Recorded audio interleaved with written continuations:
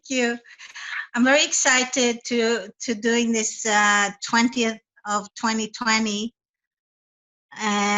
for the fourth time now, even fifth, because we started the 1st of January this project, and it started in Jerusalem, and that was to co-create a global vision, all of us. And you guys have been with us, and some are just new, and holding the space for us to really co-create a better future. And it's 4 months now since this virus started, and we really need to find this window right now. It's like a tabula rasa. How do we really shift together into a better place? How do we really co-create this and not go into the old again, and really hold the space for something to blossom newly? And I also want to remind us that 2020 is the perfect vision, and we added the 20th is like the third eye connection. So we'll do meditation, and then afterwards we'll have music. And I want to share my fifth dimensional artwork and introduce my teacher, Rose Drago, who started the Energy Art School in Berkeley, and all my wonderful friends and light workers and peace workers all over the world. And then we'll have people sharing from Brazil, and Adam from the favelas, and Meira from South Carolina, and Shana from Maui. And Jeff Goldstein will do an energy circle with his healing hands, and Jonathan will be our music guide.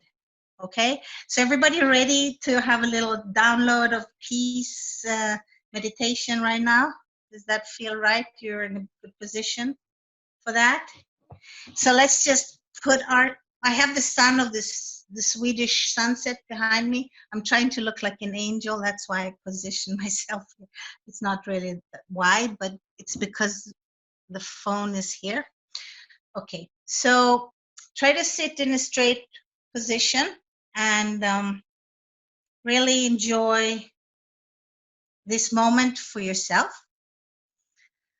and also be in connection with each other.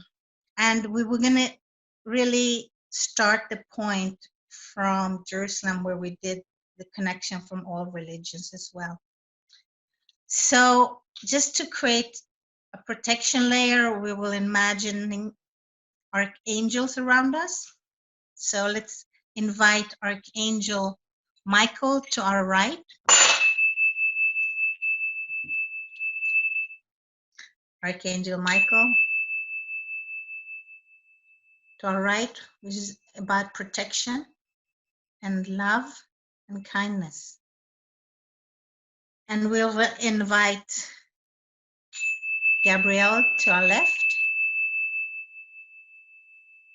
and Raphael from behind for healing and caring, and Ariela from in front of us for light and divinity to protect us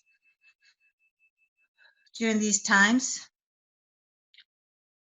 and for Mother Earth to hold us underneath us, and Shechinat El, the female principle of God, of divine energy above us, like a golden dome.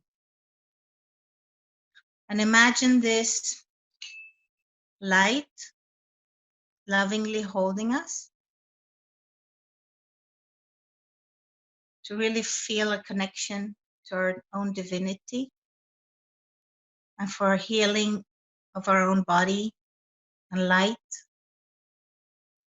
and giving thanks to this lifetime that we're here.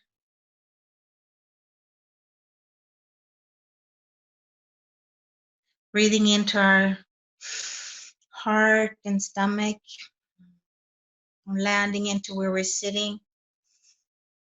Just breathing in deeper and deeper.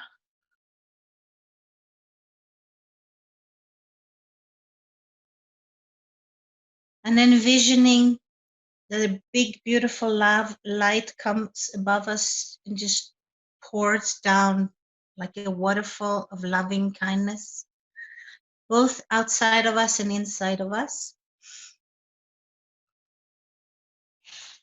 And letting Mother Earth bring in all that energy to the core of her,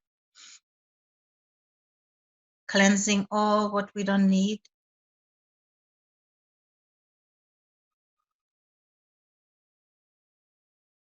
And clearing our mind's eye, our chakras, our organs, our body, our bones, and just shake out what you don't need.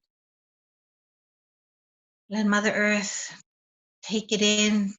The gravity is love for us. She pulls all we don't need into her to heal us. And when we're clear,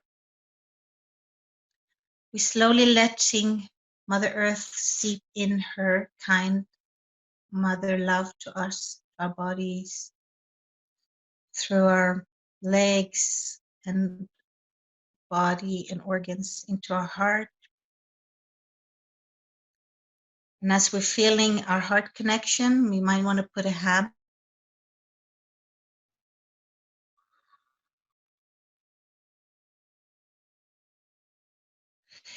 We're also feeling divine light from our soul coming in through our third eye straight down to the heart chakra.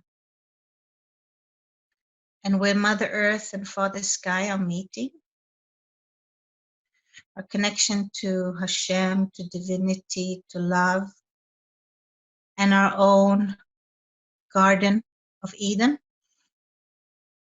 is creating now a new vision, a new blossom, a new connection beyond the fear pictures and our old ways of being. It's a totally new dimension. We're entering new properties, new qualities, and new information. And this is the time to not fear anything, just really stand strong. That's what we came this lifetime, to shift together.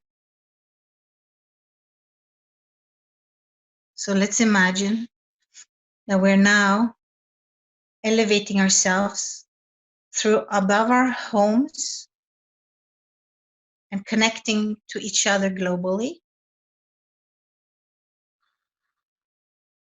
Really feeling that we all want a better future. And then we're making a conscious anchoring into the old city of Jerusalem, where all the four religions meet: Christianity, Muslims,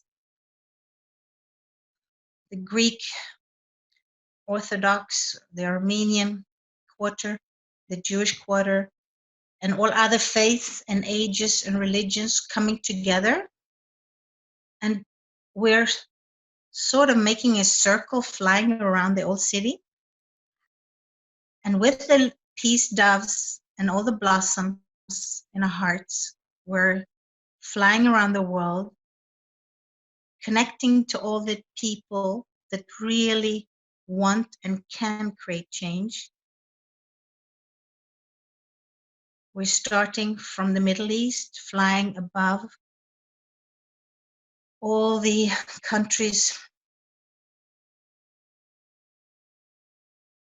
that are seeing upheaval and difficulties and where women's voices are not heard. And we're flying towards Asia and connecting to all the people that are poor or struggling with weather conditions. We're flying above oceans and sending love to all the ocean people and for healing the water. And we're flying above Philippines, Indonesia, China, Japan. All these places are struggling now with the virus as well. And Australia, and flying above Hawaii and all the islands of the Pacific towards North America. And all you guys in California holding space for shift and kindness and love. And all the cities and states of United States of America, who's really, really going through a hard time now with the lockdown, sending healing from Archangel Raphael. And down to South America, where things are getting out of control also. There's not enough supplies and food for people. And over the Atlantic Ocean, we're flying towards Europe, Scandinavia,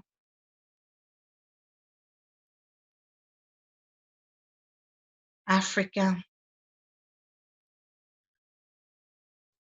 and sending healing to all the people in the stricken countries like Spain, Italy, United Kingdom, and back to the Middle East. Coming slowly into this city of Jerusalem, holding hands, creating a network of kindness and light, and breathing into our being and connecting to the foundation rock, which is also pineal, which is the pineal gland of the world, where we're seeing the truth, we're seeing our third vision for the whole world, for the whole universe. And slowly come back to your chairs, to your beinghood, to your essence,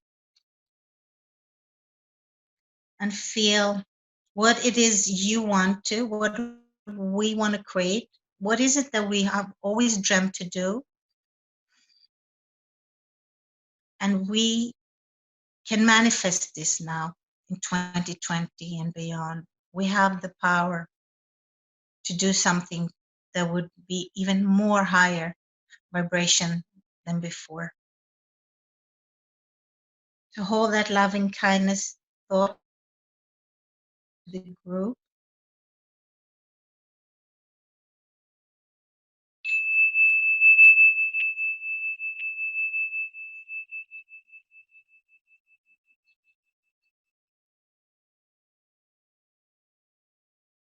And just breathe into your body and just say hello to yourself, giving thanks to yourself for who you are and for who we are, and for the beauty and kindness that we can share together. Thank you. Namaste. Shalom. Aloha. Shaloha. Fred. Pais. Peace. And Jonathan, if you have a song that can be smoothing in between me and Jeff's work. Yeah, sure. So this is a song that was inspired from Jeff, actually, because Jeff gave me this idea, the essence of what's written in the song, the words. It's sort of like a starting for the somatic experiencing vision or idea. So here goes, emotional wellness.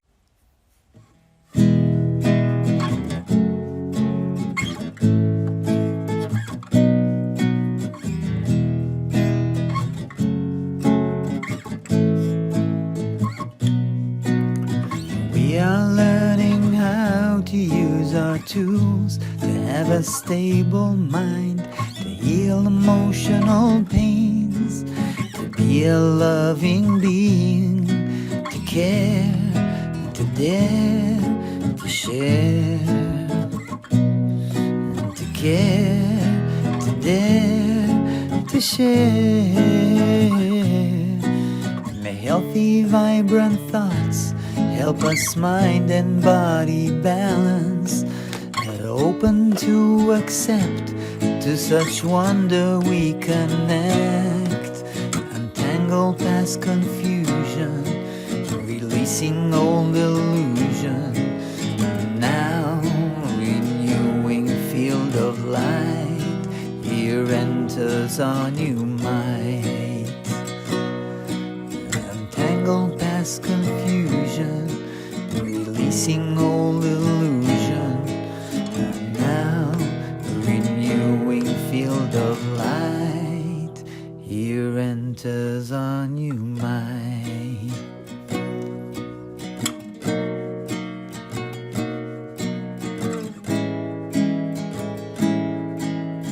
Now, renewing field of light, here enters our new might.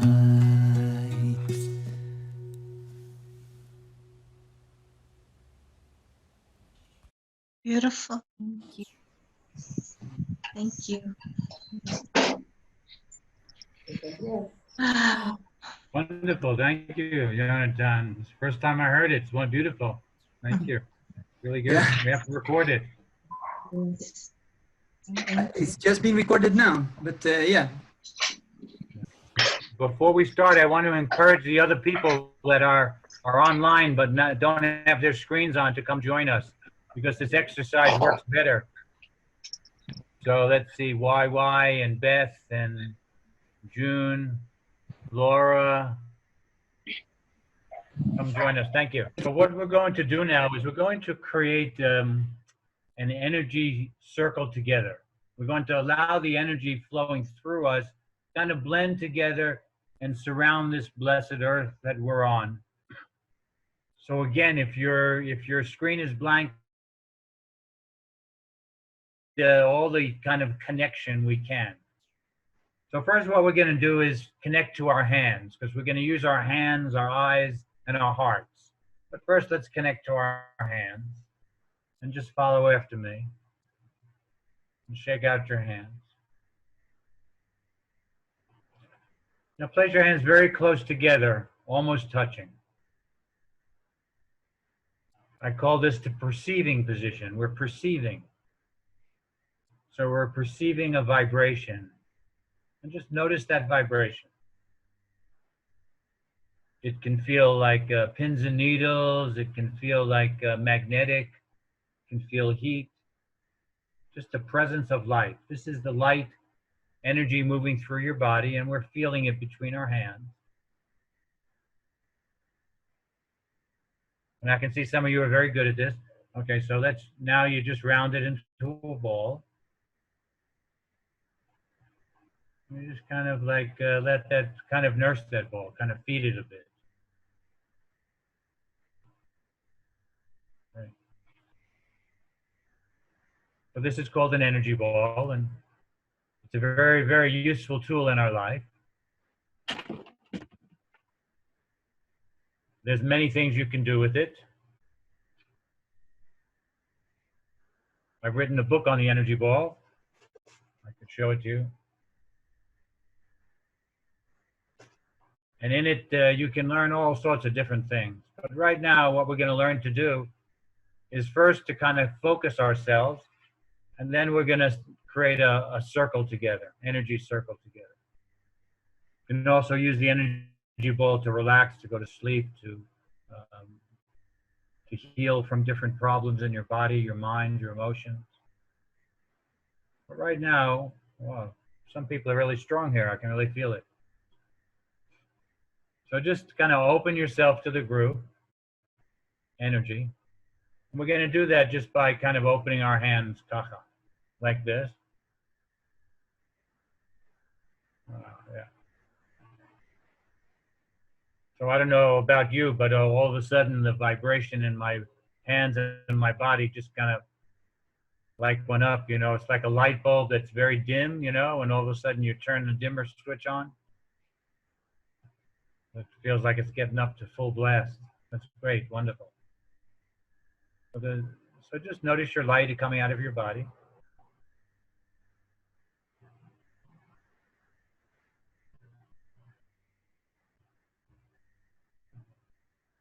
But now what we want to do is just a little bit of self-care. We're going to take the energy ball into our hands in front of us. We're going to kind of place it in front of our solar plexus without touching our body. And we're just going to connect into this nerve complex in our body and just ask it to take a break and relax. And just, and now you can feel like an extra surge of energy coming through your body. Just notice you're connected into your solar plexus.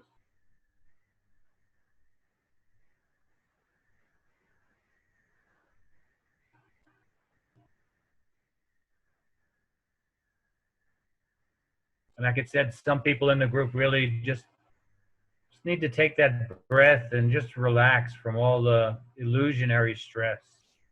A lot of illusionary stress. Just be in the moment, and wonderful. Again, after I said that, I felt like the energy just got more intense. People are just releasing this old stuff. No, we don't need it. What we need to do is to be a clear channel of light. So let's come once more back again to make this group energy.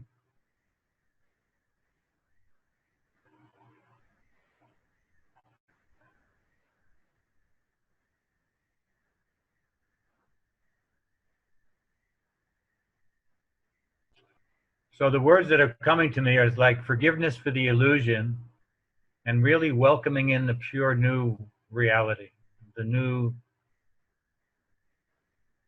consciousness. That's what Ava is about, and that's what the 2020 is about, just new consciousness. So we want to create more space in ourselves for the new consciousness by dissolving our illusion, our belief in the limited world.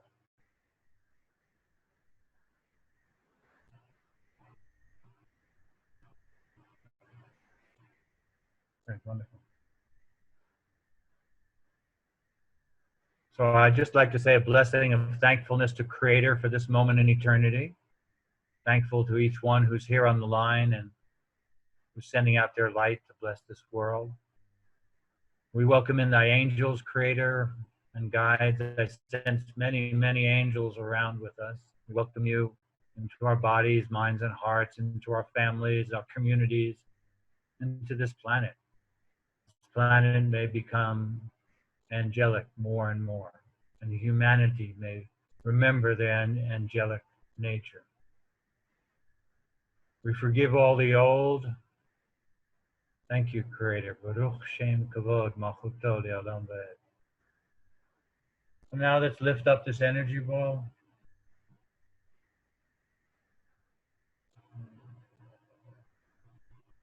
Okay, so like on 3, let's toss it in the air. Ready, 1, 2, 3.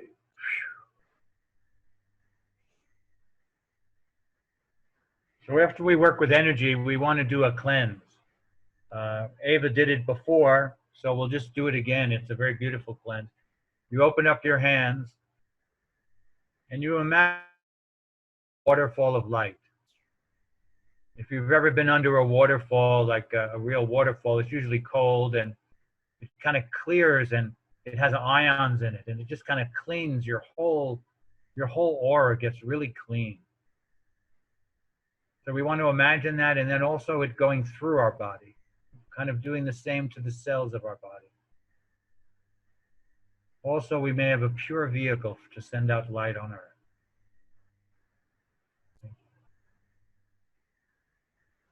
And when you're finished, just kind of rub your hands together. Thank you. Okay, so I pass it back to, I guess you, Jonathan, another song.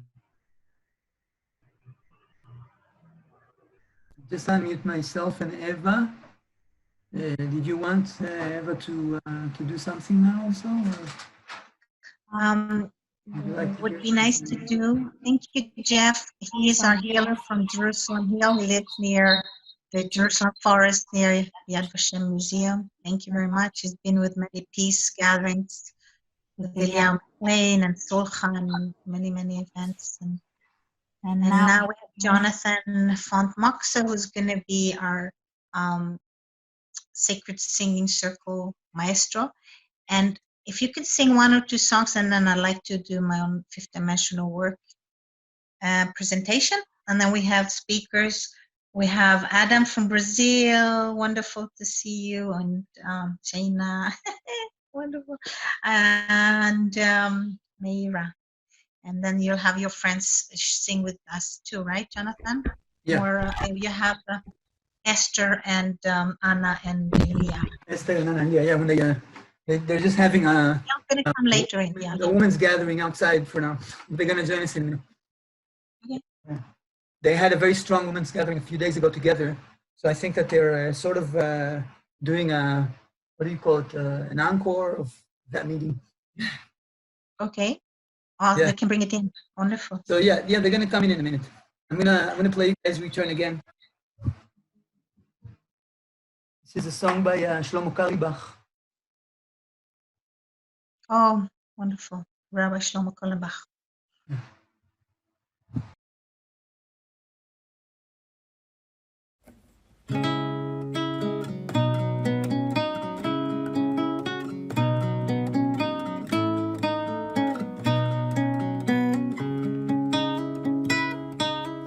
Return again, return again, return to the land of your soul.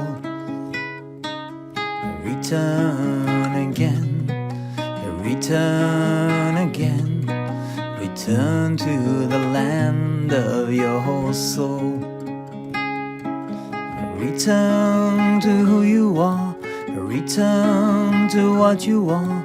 Return to when you are born and reborn again. Return to who you are. Return to what you are.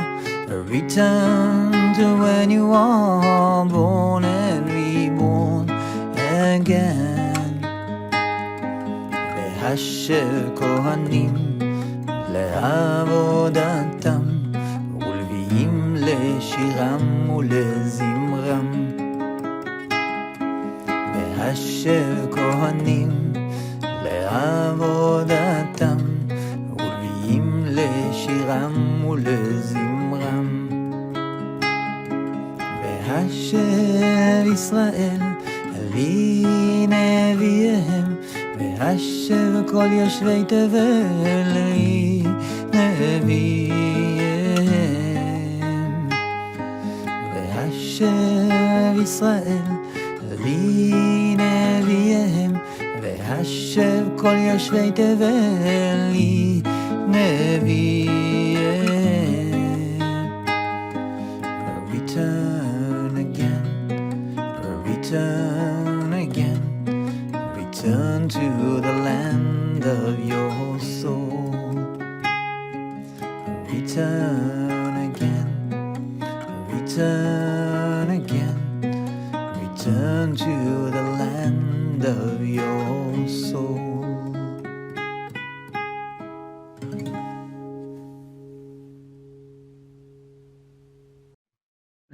Thank you. Can we do one more short one? Aho, Great Spirit. Is that the Hawaiian one? Okay. I'll do one more short one. This is a song from my love sister. She wrote this song. Oh, Great Spirit, I want to live. Oh, Great Spirit, I choose to live. Love light, I choose to give. Love light, I choose to give. Here and now. Here and now I am home.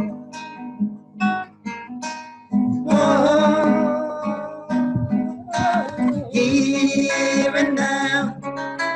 Here and now I am home.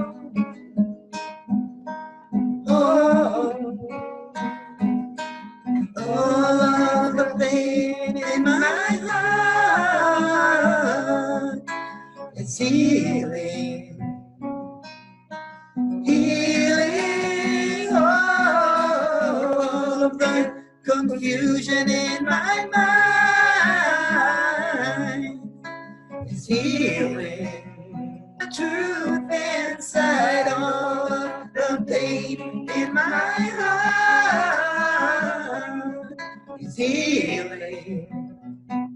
Healing all of the confusion in my mind is healing. Revealing the truth inside you.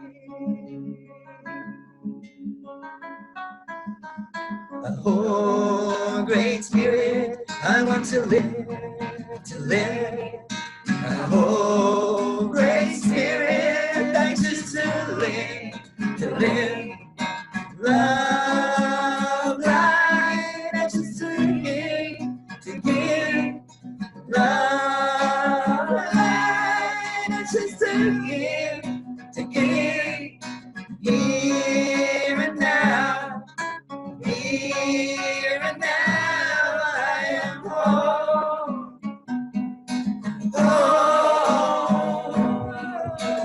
Here and now, here and now, I am whole. All of the pain in my heart, healing. All of the confusion in my mind, healing. Revealing the truth inside all of the pain in my heart. Healing, healing all of the confusion in my mind. Healing, revealing the truth inside. Oh, great spirit, I want to live, to live. Oh, great spirit, I choose to live, to live.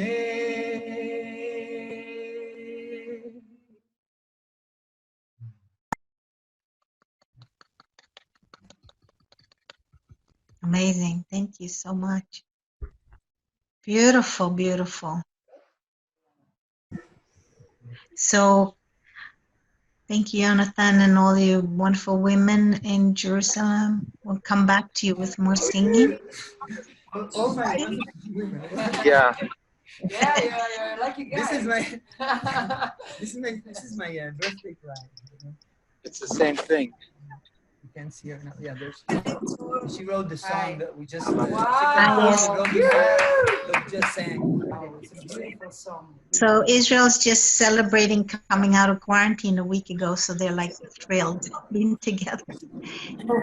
Now we're going to introduce my art teacher before we'll show my fifth dimensional piece, and then we'll hear Adam from Brazil. So I just want to tell you that in 1990, I lived in Berkeley, and I wanted to be more creative and do more things. And I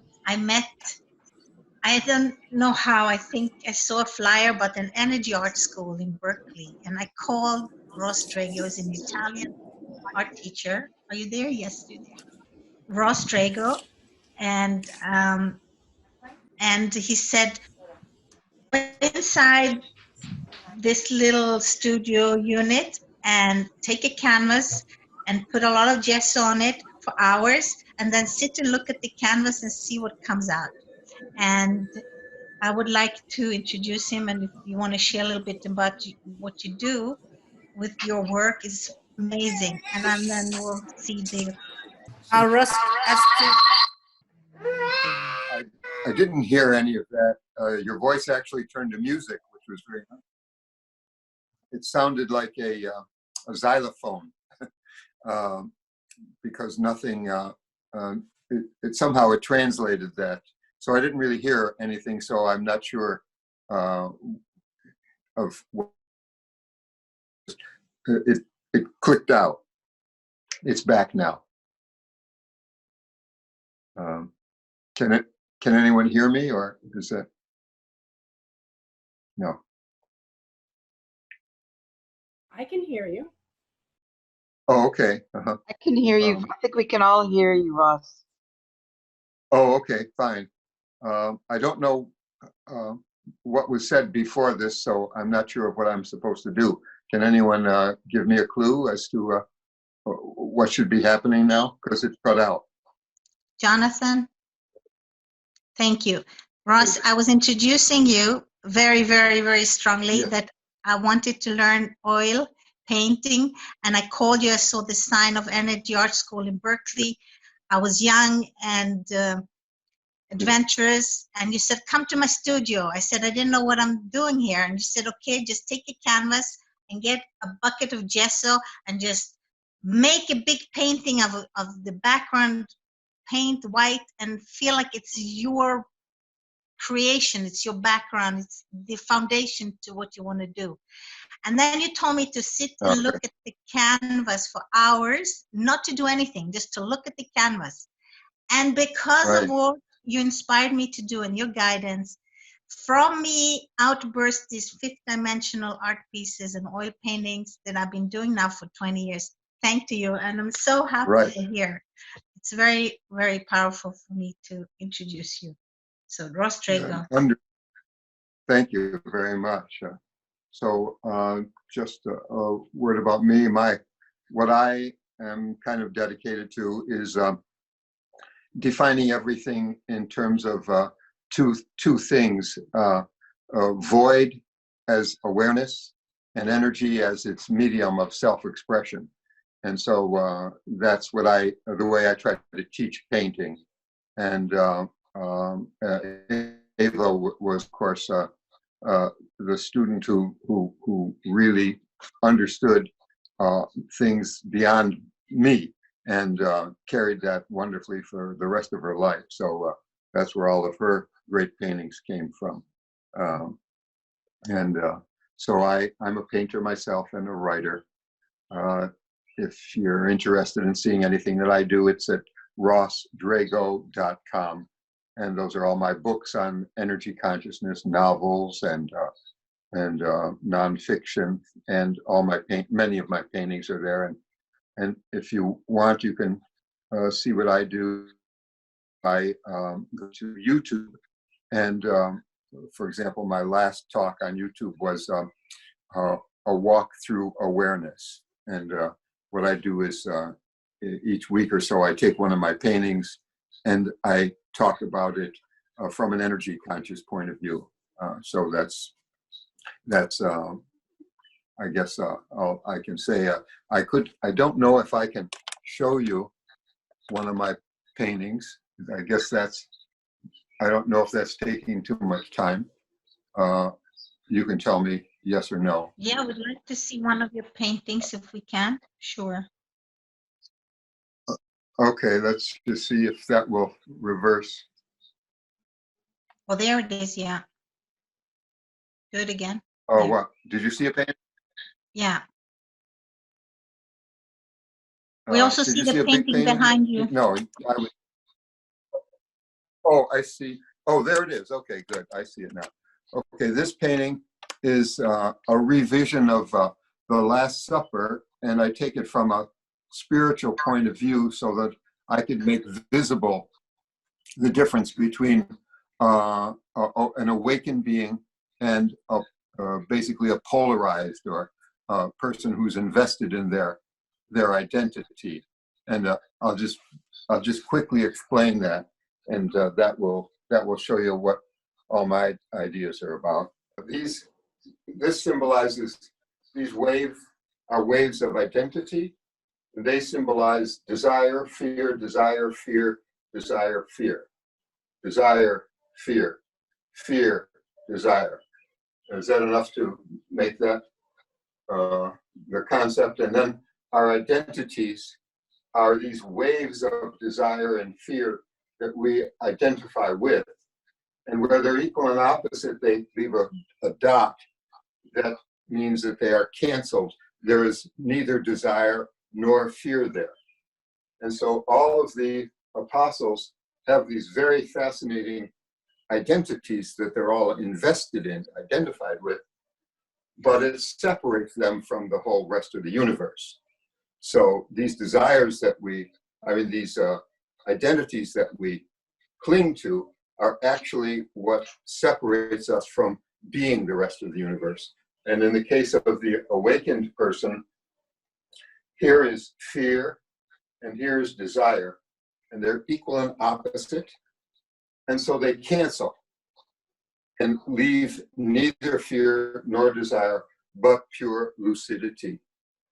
And notice that while the apostles take these great colors, those colors separate them from the rest of the universe.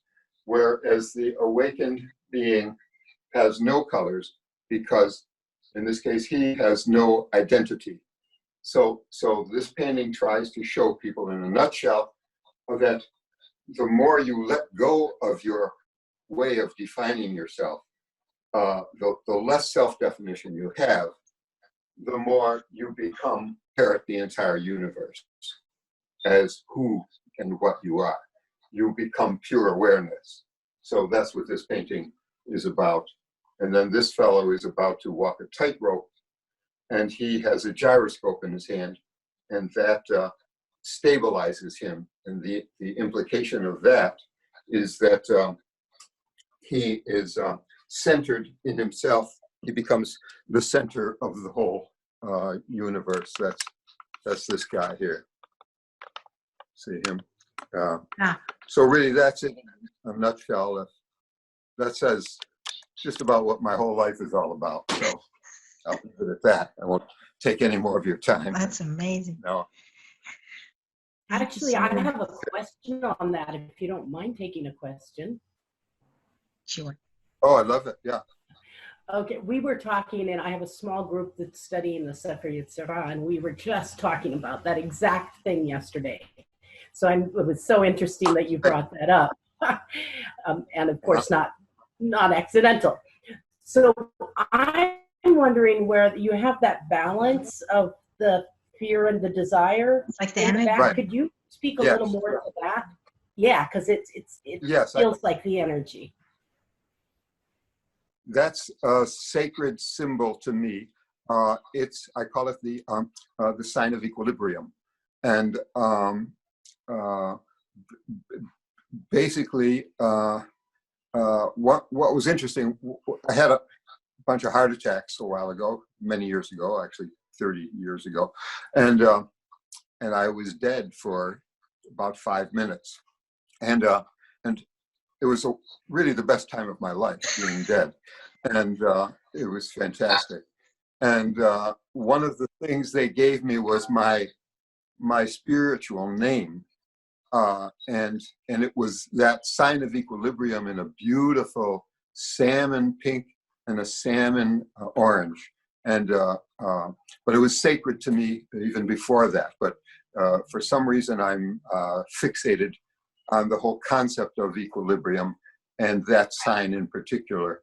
And I made up a culture that is called the equilibrians, who are people who are heart, mind, and spirit and energy conscious.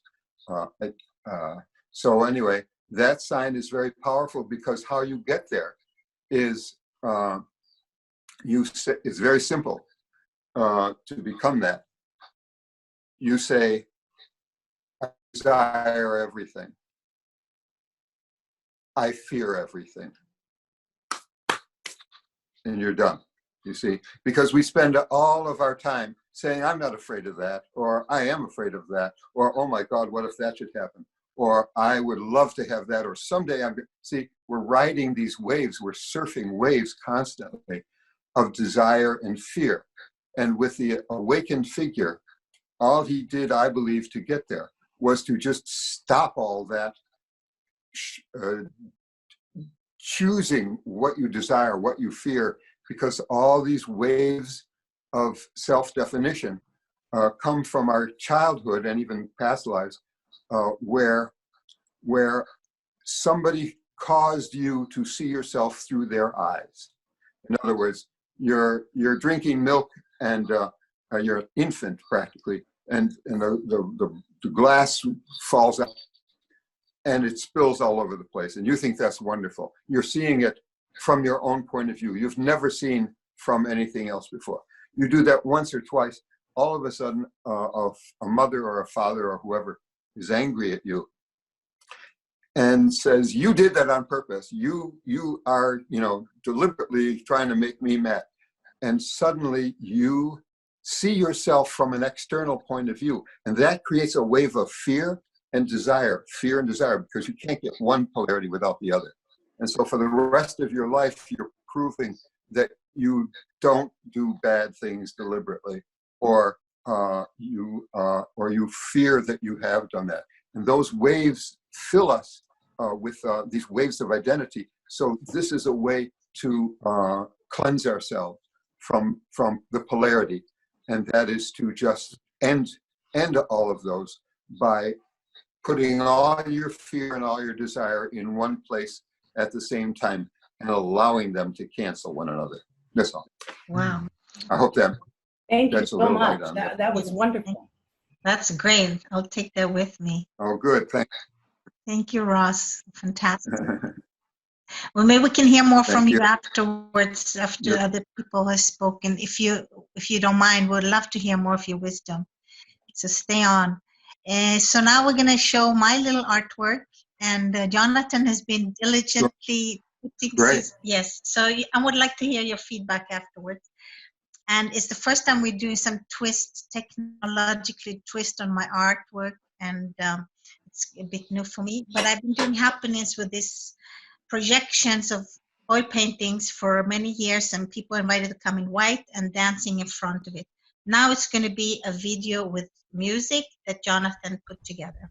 So enjoy. It's going to be 8 minutes.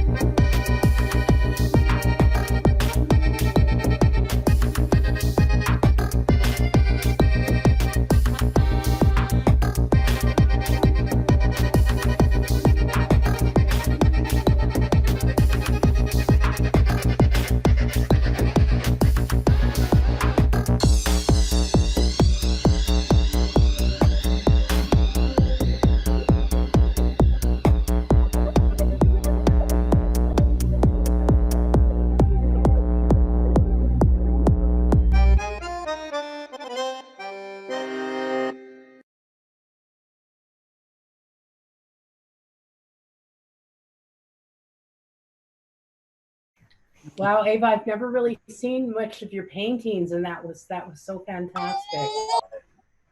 What I forgot to say to everybody is that it's better if you have if you have a bigger display that you can watch this on. We're gonna have another presentation like that.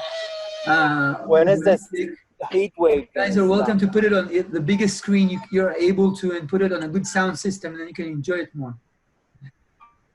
Yeah. Thank you, thank you. Wonderful. We'll have a second show of Fifth Dimension later, and we'll get to our next speaker, and then I'd love to hear any comments about the art or.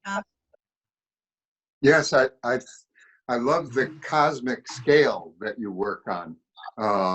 One of them seemed to be really, really brilliant idea. It implied to me a small Earth about this. Can't see my hand here. Oh, here. Very tiny Earth-like shape, and then this huge, huge light, protective light field around it that just went out millions of miles, and I thought that was a wonderful image to see, and a tremendous healing force.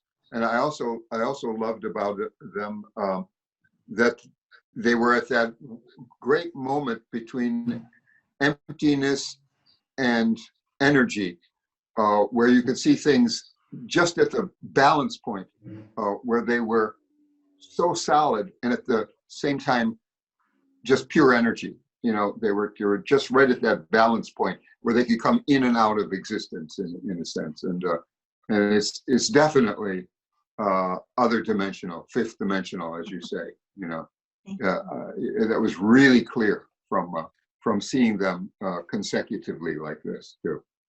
So I think they're just wonderful paintings. Yeah. Thank you. I want to just remind you that this one is that we just watched now. It's a sequence for the male, and then the second one will be for the female. Yes, different kind of music and energy. Yes, thank you so much, Jonathan, for all the work. And now we're going to introduce Adam Newman from Rio de Janeiro, and he has a wonderful project he'd like to share. He came a few years ago to South America with a vision, and he's an amazing manifester. He's built like 3 or 4 different centers and in the favelas in the city. He'll share more. Adam, can we hear you? Hello, can you hear me? Yes. Hello, hello. All right. Hi. Well, first of all, I just want to say good afternoon, good morning to all of you around the world. It's a true pleasure to be here with you guys from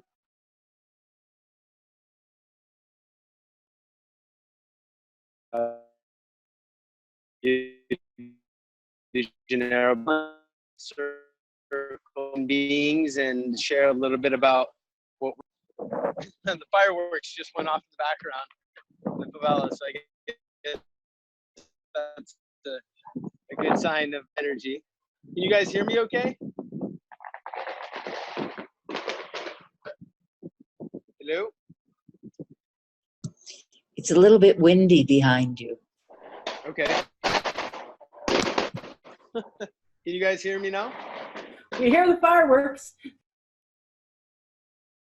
All right. Can you guys hear my voice okay? Yes? Okay, great. So yeah, as I was saying, it's a pleasure to be connecting with you guys. Just one thing, just try not to move so much with your phone, because I think the reception makes the whole connection a little bit broken up. So try to find what's going on. Stable more and then stay there. Right. Okay. Let's see here. One sec. All right. I think they're over for now. Can you guys hear me now?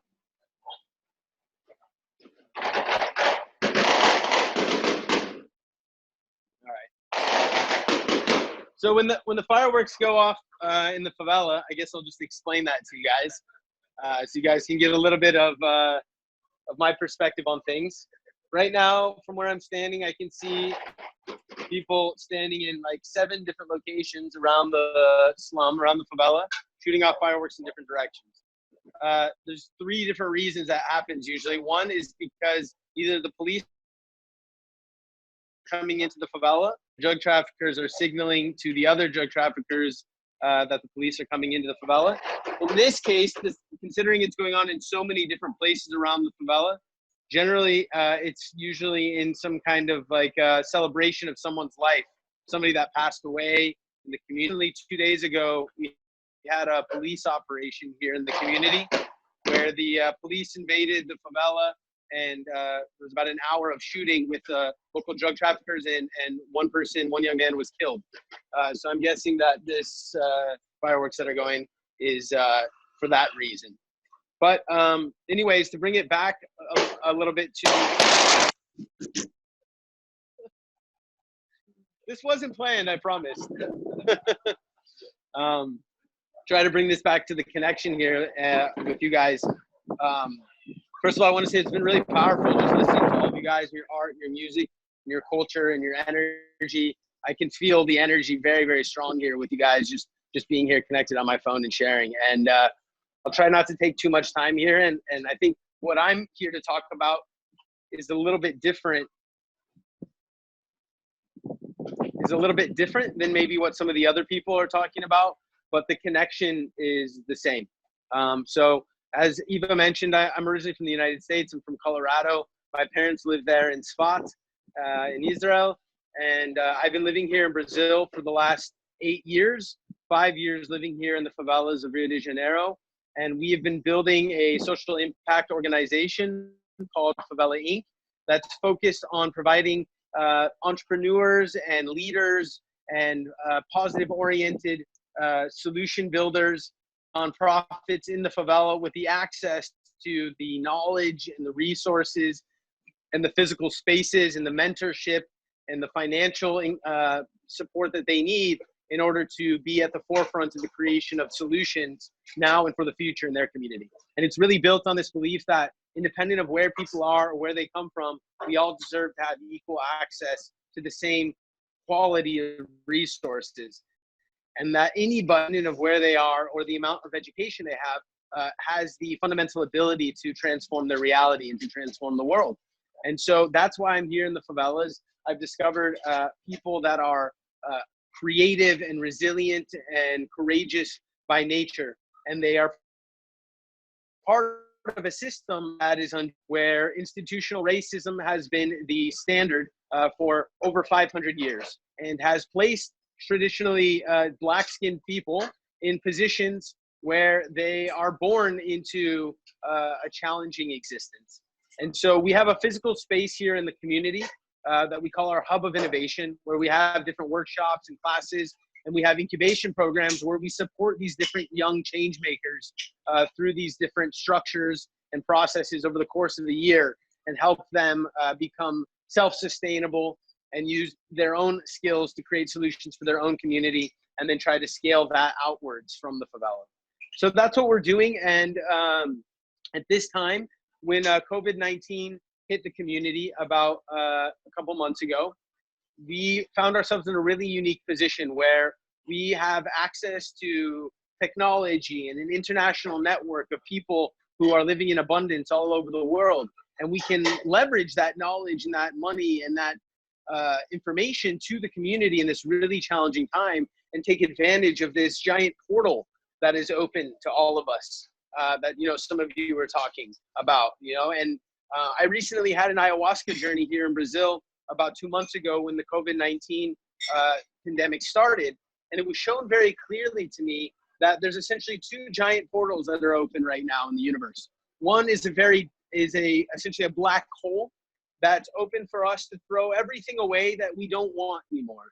Ways of being, things that we've acquired, different traits or ways of thinking, relationships, things that aren't of any worth anymore for the next evolution of our planet and of our collective existence. And we can remove and let those things go, and the universe will take that and transmute that faster than ever before. And those things will go away and will not come back. And so we have that opportunity, both individually and collectively, as businesses or as artists or as musicians, to say, what are the things that I know that aren't adding value to my ability to fulfill my true purpose? And then immediately after that, it came to me another portal of light, of infinite abundant energy that we can also channel in order to create and construct the reality that we wish to see, that's in alignment with the collective human consciousness that is coming through this gift that is COVID-19, that although is bringing lots of challenge and difficulty and grief for many people, through my lens has brought a lot more beauty and opportunity and deconstruction of things no longer necessary and opportunity for constructions of things that are necessary. And so through that experience, it became very clear to me what my purpose is in this moment, in this space. And that is to look at how can I use business? How can I use my relationships, my networks, my access, my privilege as a white, a male American to create channels between worlds of abundance and worlds of scarcity in order to help bring healing to the planet. And right now we're doing that here in the favela, in the slum. But my purpose is to try to do that and on the biggest scale as possible throughout the coming years, to look at how can we do that in low-income communities throughout the world, and how can we use these models that are cultivated in smaller areas and eventually apply them to other ones. So I also work in the indigenous communities in the Amazon. Been going there for the last 3 years. We made a virtual reality video there, which I'll share with Eva. She can share with you guys later that you can watch, which essentially looks at how can we leverage technology in order to preserve ancient wisdom of the indigenous communities of Brazil. And in the same, all of these types of projects that I work on have this. When COVID-19 started happening and we realized how bad this was going to be for the favelas as the federal government continued to pretend that this wasn't a real issue and provide zero to no support whatsoever to the community, and the state and municipal governments struggled with how to try to provide people with the right information. We already live in a place where the health system is severely inhibited, and people can't get the health care, the education that they need as is. So something like COVID-19 has the capacity to create a lot of destruction. So we built an initiative called Vidigal Vivi. You guys can find it on our website, Favela Inc., Favela, FAVELAINC.com. And on our website, you can read more about the initiative. But basically, we brought together a collective of nonprofits, social projects, and entrepreneurs in the slum, about 20 of them. And we created a project to look at how can we leverage the individual skills and abilities and networks of each individual organization in order to create a collective solution during the COVID-19 crisis. In the community that I'm in right now, we have about 30,000 residents here. And at the beginning, people weren't taking it very seriously. People were on the streets. And even now, people are out on the streets, not wearing masks, not paying attention. And over the last couple of weeks, we've been averaging about 5 to 7 deaths per week here in the community. So we created this collective organization. We built a website. We started receiving donations from around the world. We started negotiating partnerships with institutions and social projects and nonprofits throughout the city. And since then, in the last month, we have distributed over 12,000 kilos of food here in the community. We've distributed roughly around 4,000 masks and also thousands of bottles of alcohol gel, as well as hygiene kits and other materials to the community. And in doing so, we also built a database system where we got people in the community, a lot of them that didn't have access to technology or even the internet, to either come to an NGO base or through the internet if they can, sign up for a collective database where we've been able to map the social demographics, socioeconomic demographics of the community to understand where the pockets of need. So as the virus has been expanding, people have been out of work. And it's easy for a government to say, hey, you got to stay home and not go to work, to people that can do that. But to people that live on a weekly or daily income in order to fulfill their lives, that's not a possibility for them. So they still have to go out and work. They still have to go out and do things. And so a lot of people who are middle class or lower upper class citizens all of a sudden found themselves with no food to eat and with no money in order to pay for their groceries. So that's kind of been the purpose of this operation that we built. And I've been trying to do the best I can to share what we're creating here all over the world, to try to raise funds and to raise awareness about what we're creating, which is really just a representation of what I think is happening on a much larger scale. So that's what we're doing here. And before I turn it back to you guys, if there's any questions, I'm happy to take some questions. I'll just give you guys a quick shot of, let's see here, how do I show my, of where I am.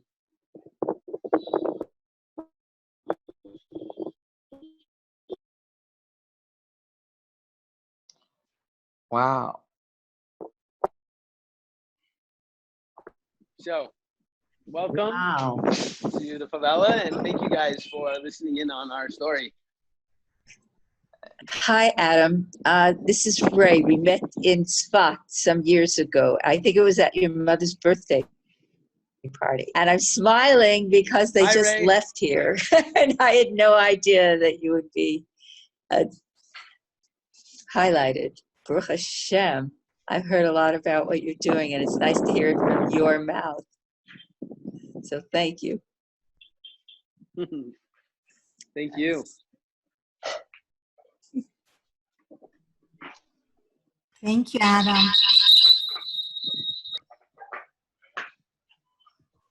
Thank you, Eva. Thank you, everyone, for tuning in. And if any of you guys want to contact me or have any questions, I'm more than happy to make myself available. And you can get my contact information either from my parents, Eliezer and Diane, or from Eva. And thank you guys again for including me in this experience. Very inspiring. Thank you. Thank you very much. I just went to your website. Does anybody have any immediate questions that they'd like me to respond to? How dangerous is it? Oh, sorry. No, I'm not. How dangerous is it living there? I mean, well, in order to answer your question, I have to ask you a question. What does danger mean? a gunfire going over my head is. But that's What's Israel that? Also. So what are we saying? Exactly. You answered your question. You know, for me, danger is all about perception. Right. So if there's bullets, how close do the bullets need to be flying towards near you in order for them to be dangerous? Do they have to be flying at you or near you? And if they're flying near you but aren't intended for you, then are you in danger any more than somebody that's in a place where there aren't bullets flying, but there could be bullets flying and they're not now? So it really comes down to the perception of danger. Every single day when I walk to my house, I walk by a group of drug traffickers carrying machine guns and grenades. And I would tell you that it's not dangerous. Now, you know, some normal people would say, how is that possible, right? But I would say the same thing to you on a bus in Israel, and there's 4 security guards standing there with machine guns, or when there's missile fire, how are you going to tell me that that's not dangerous? And people in the United States or in other parts of the world that don't know anything about Israel would also say you're crazy to live in Israel because it's dangerous. So again, it all comes down to what is involvement in that conflict? What side of that conflict are you on? And is the danger intended for you? So in the favela, I'm part of the solution, not a part of the problem. I'm not buying drugs. I'm not a threat to the existence of drug traffickers here in the community. I live here every single day. We're doing things to make life better for the families that live here, who are also families of the drug traffickers here. So there's a very big difference between drug traffickers and terrorists. And in this case, the drug traffickers are people who were born into an unjust society that are not given equal opportunities for education and work, who also most of the time don't have parents that are willing to provide them with the kind of environment that they need in order to make good decisions. And so they find brotherhood and purpose and financial well-being through drug trafficking. It's just a job. And so in that case, it's not dangerous. And actually in the favela, it's much safer than in the rest of the city. Because of the presence of the drug traffickers, there's little to no crime. So the only people who are allowed to commit crime are the criminals.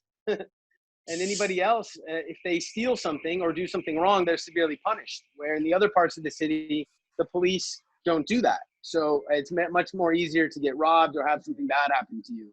So the short answer to your question is it's very safe. I want to tell you a little something that what you were talking about reminds me, you know, I live in Jerusalem, and sure, there's all kinds of like news about what's going on here, but generally it feels very safe here.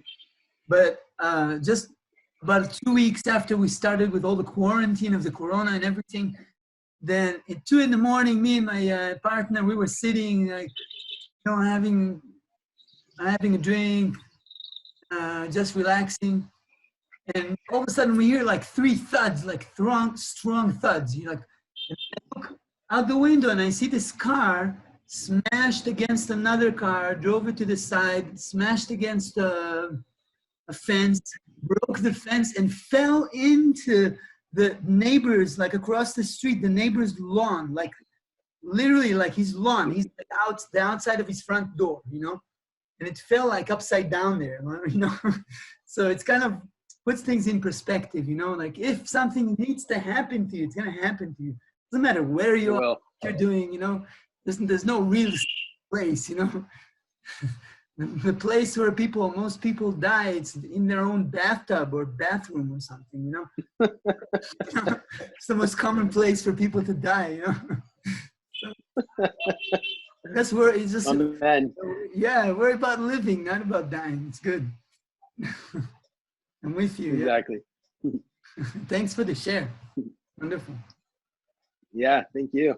I also have a lot of connection with Brazil. I have a friend that lives up north in the Amazon. Like, I haven't been there really, you know, but it's like in the middle of Brazil, in the Amazon, where the Tapajós meets with the Amazon. The Tapajós meet. That's where he lives, in a peninsula. It's an amazing place. Showed me pictures. Yeah. Yeah. Awesome. Beautiful. Well, come visit. And I open that in.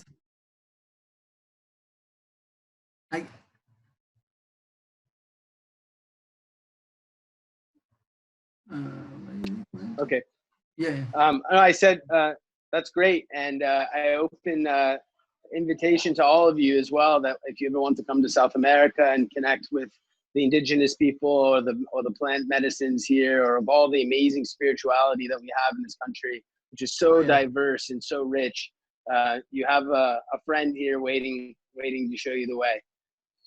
Oh, that's cool. I think that I want to play this song because it's been going around in my head for you, Adam. So I think I'll do it because I can see where Eva is, and I think it will be good to have another song. Here we go.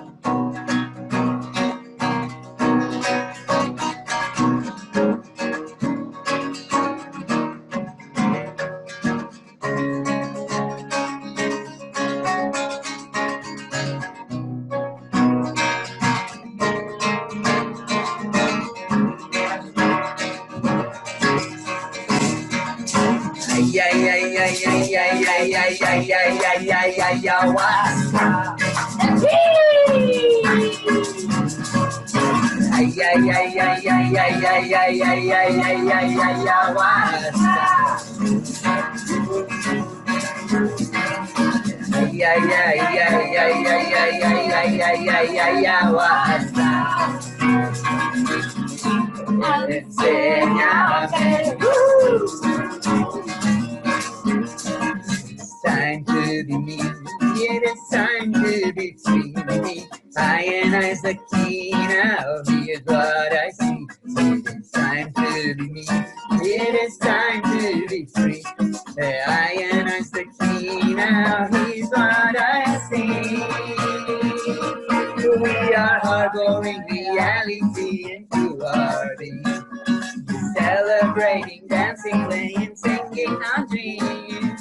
Harboring reality into our being, celebrating, dancing, playing, singing our dreams.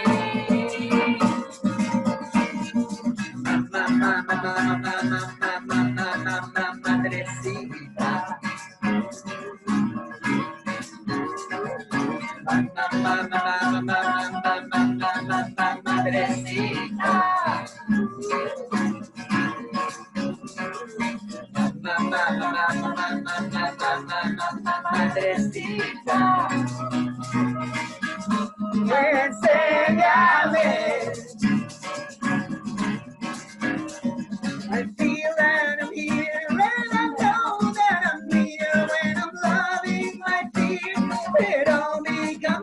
here, I feel that I'm here, and I know that I'm here when I'm loving my cheek.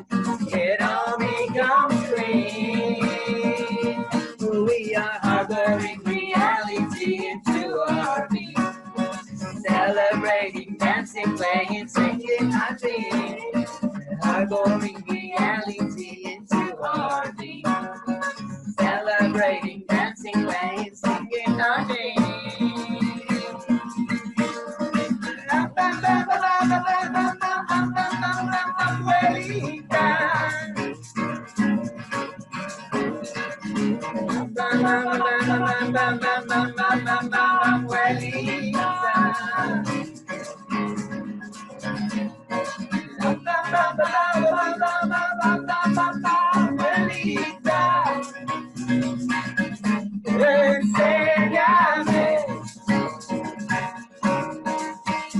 We are here to create, let the light radiate, we appreciate this beauty our place. We are here to create, let the light radiate, we appreciate this beauty our place. We are harboring reality into our being, celebrating, dancing, playing, singing our dreams. Harboring reality into our being, celebrating, dancing, playing, singing our dreams.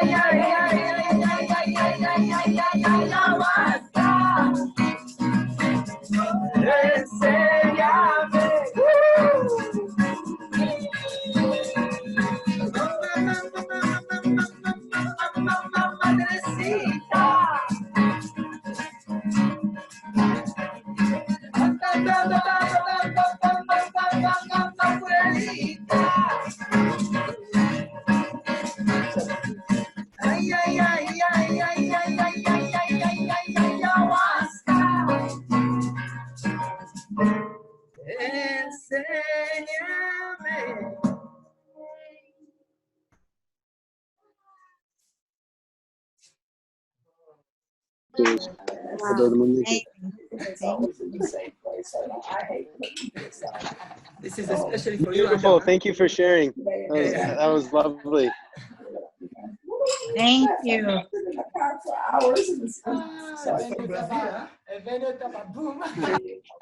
Okay, so we'll have to, I guess, unmute everybody because Okay, I'm gonna mute everybody and you talk. Okay. Thank you, Jonathan. That was spontaneous and fun.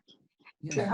So we're going to go now to Hawaii and hear a prayer from Shayna Nehama, and I think it's Anna Bekoach. And after that, we'll do the second part of the art piece. And then we have three wonderful musicians coming up. Maybe I'll mark this, yes. Okay. Give me 1 second. I didn't realize I was doing it, so I just need to bring up my words. 1 second, I'm just gonna mute everybody and then I'll unmute you. Okay.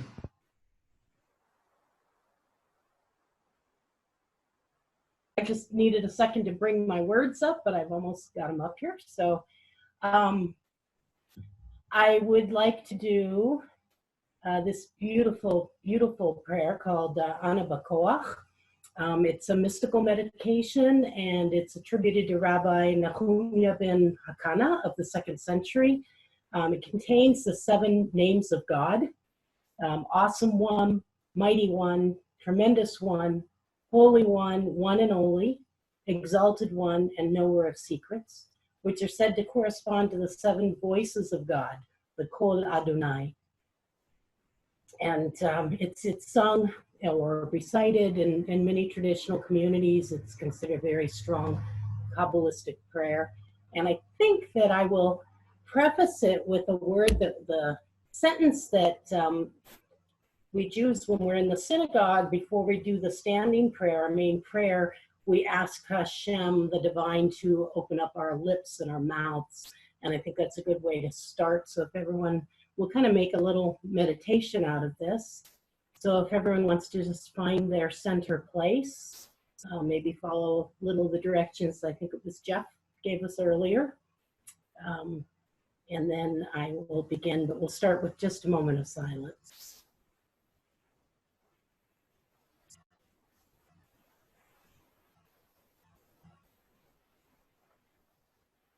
Adonai sfatai tiftach, ufi yagid dilatecha. Adonai, open up my lips and my mouth to sing your praises. Adonai sfatai tiftach, ufi yagid dilatecha.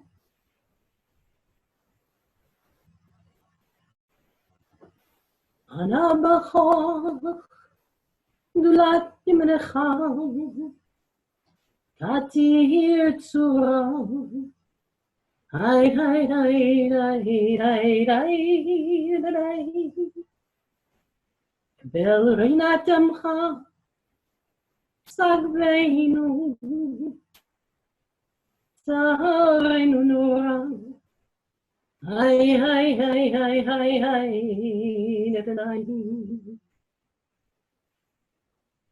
Na gibor doshech decha kevavat shamrem. Hai hai hai hai hai hai hai. Bechem tarem tachamem sikatecha, tamid yamem. Hai hai hai hai hai hai hai. Hasim kadosh be'ov tevecha, nahal adutecha. Hai hai hai hai hai hai. Yachid ga'ei lemcha pnei, zochei kedushatecha. Hai hai hai hai hai hai hai. Shematenu kabel ushmat tzakotenu, Yodea talumot. Hai hai hai hai hai hai hai. Baruch Shem kavod machoto leolam vaed. Hai hai hai hai hai hai. Please, with the power of your great right hand, free the bond. Hai hai hai hai hai hai. Accept the song of your people, empower us, make us pure, awesome one. Hai hai hai hai hai hai hai. Please, mighty one, the seekers of unity, watch them like the pupil of an eye. Ai, ai, ai, ai, ai, ai, ai. Bless them, make them pure, have mercy on them. Your justice bestow on them always. Ai, ai, ai. Tremendous Holy One, in your abundant goodness, lead your community. Ai, ai, ai, ai, ai, ai, ai. Unique One, exalted One, face your people who remember your holiness.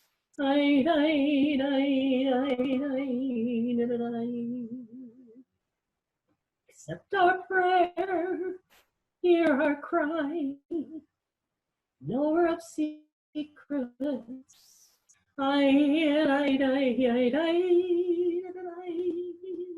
Blessed is the name of the glory of the kingdom forever and ever.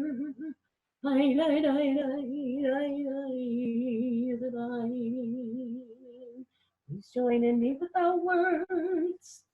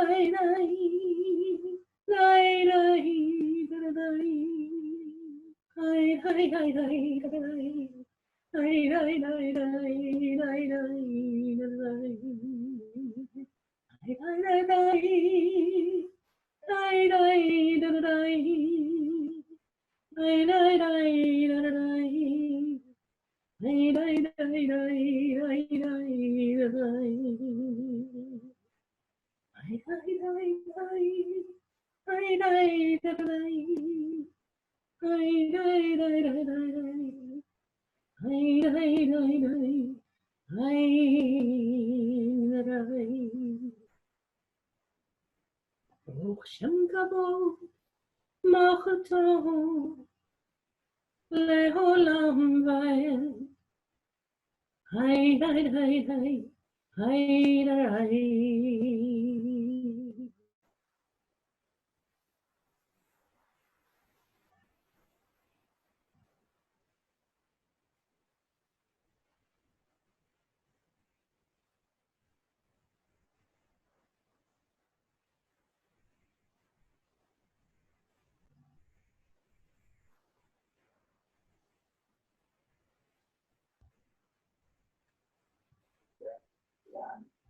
Thank you, Shaina. Thank you for singing Ana Bekoach, which is a very powerful prayer. Now we put in our words.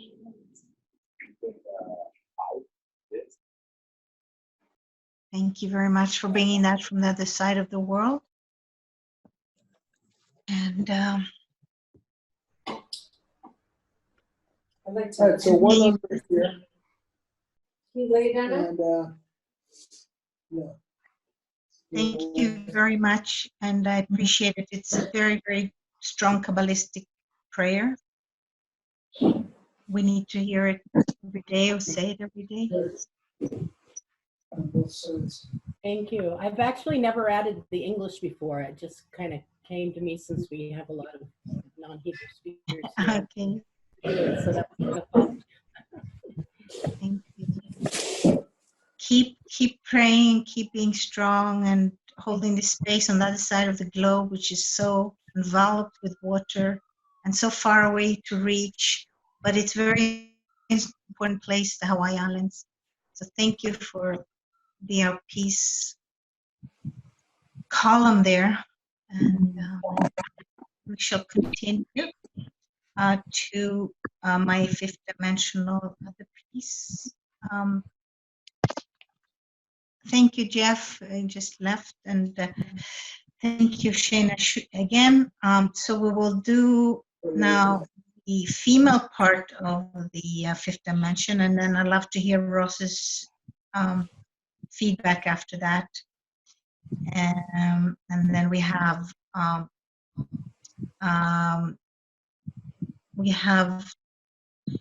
Esther Mayan will do a piece, and the two ladies, Anna and Leah. Thank you very much. Okay, we're ready for my second part. And I'd love to hear also feedback from people, what they think of the fifth dimensional. Yeah. So just All right. remind everybody. Hi, Avivelia. Hi, Elena. And I just remind everybody who can to just put it on your screen as big, the biggest screen you can, and with the sound system you can enjoy it with the music. The music is also original. The first part is from the chakra meditation, dance meditation, and the second part is very soft for opening the heart.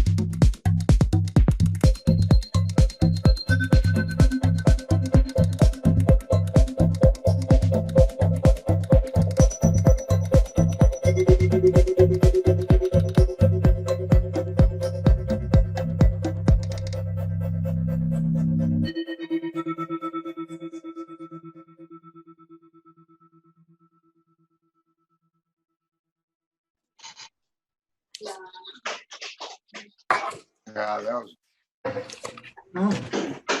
Wow, that was really truly amazing, and I would like to hear, Ava, the difference between the first one and the second one. I know that you mentioned that was the masculine and the feminine. The first one was beautiful, but this one I like it drew me in. Like I was. Hey, interesting you say that because maybe you're more so drawn to the male, the more female, because you live in Hawaii and tropical. Those images are cosmic and tropical too. So the first one is the male conscious kind of cosmic metallic blue vibration. So, and we were trying to figure out what music would fit with that. Maybe it needs to be a little different music, but it's kind of more staccato and more like more or should we say, it's colder, but it's also beautiful to me. And the second part is more female, more rounder, more softer colors, pastel and earth oriented. And that's why I put them in two different groups, and also more the orange and yellows versus the blue and the metallic, and what else to have in their blue marine and dark and things like that. But it's also cosmic versus earth, I think. So that's why it's divine, Father Sky, Mother Earth, kind of differences. Yeah? And Ross, sounds like you want to say something. Could we unmute Ross? Thank you, Jonathan. Take that space, which is not a great space, you know, and turn it into something of cosmic proportions. I love that about your paintings. I think that the fact that in a canvas of, I don't know, 20 by 30 inches, let's say, it is possible to have your consciousness, which is really vast, okay, and that canvas will act as almost a holographic plate that records the dimensions of your own consciousness, and that's what painting is to me. And you really are a celebration of that. That whatever level of consciousness the creator of a painting has gets recorded into that painting, so that in a sense it's software. It's software for other people's consciousness. In other words, the second someone looks at a painting with that level of expanded consciousness, you're really seeing the galactic scale. Their subconscious absorbs that instantly, and you've just put software into their consciousness, so that they are forever changed. It's just like taking a software disk and putting it into your computer, and now all of a sudden you can talk to your computer and say what you want, or you can understand whatever language someone's speaking in the universe. That software has expanded their own consciousness instantly, and that's what painting is about. And I think your paintings are a real celebration of the magnitude, the power of painting, because the difference is colossal between most of our consciousness and what suddenly they were allowed to see. As if we looked through the Hubble telescope and saw a billion galaxies suddenly realize where we are. Oh my God, you know, space is so infinite. Your paintings are a real celebration of that, you know. So I just wanted to make mention of that, you know. I don't know if that makes sense or not, but that's what I feel.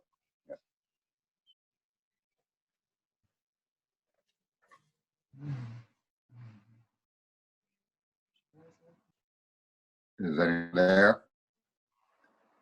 Yeah, I don't know where Eva is again, but okay. That it was really interesting to work on this project as well. And also I found this, there's someone like... Thank you so much, Ross. Can you hear me? It's only like the third video. I had to run to get the cord for the electricity. Sorry. You were saying? Yeah, so it's just the third video that I edited. And it was very interesting because I found this nice effect, and it actually makes it look really nice, especially with the music and the right transition. Yeah, it was beautifully done. So it gives you some time to go deep into the painting after it's moved for you, and then it becomes as it is. It's like brings you into a grounding, and then takes you another journey from the grounding. Yeah, exactly. The way it goes in and out and then suddenly settles on something. Yeah. It was beautiful, beautifully done.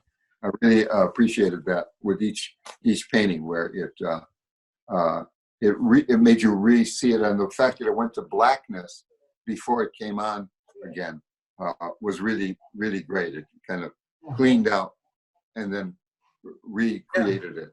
Some of them, not all of them, huh? Some of them were faded to black, and some of them just like faded into each other. I just exactly ones were the right ones, or to do like that. Yeah. Yeah. No, I did a beautiful job of handling all that. Yeah. Thank you. That was great. Thank you. Thanks for the shares.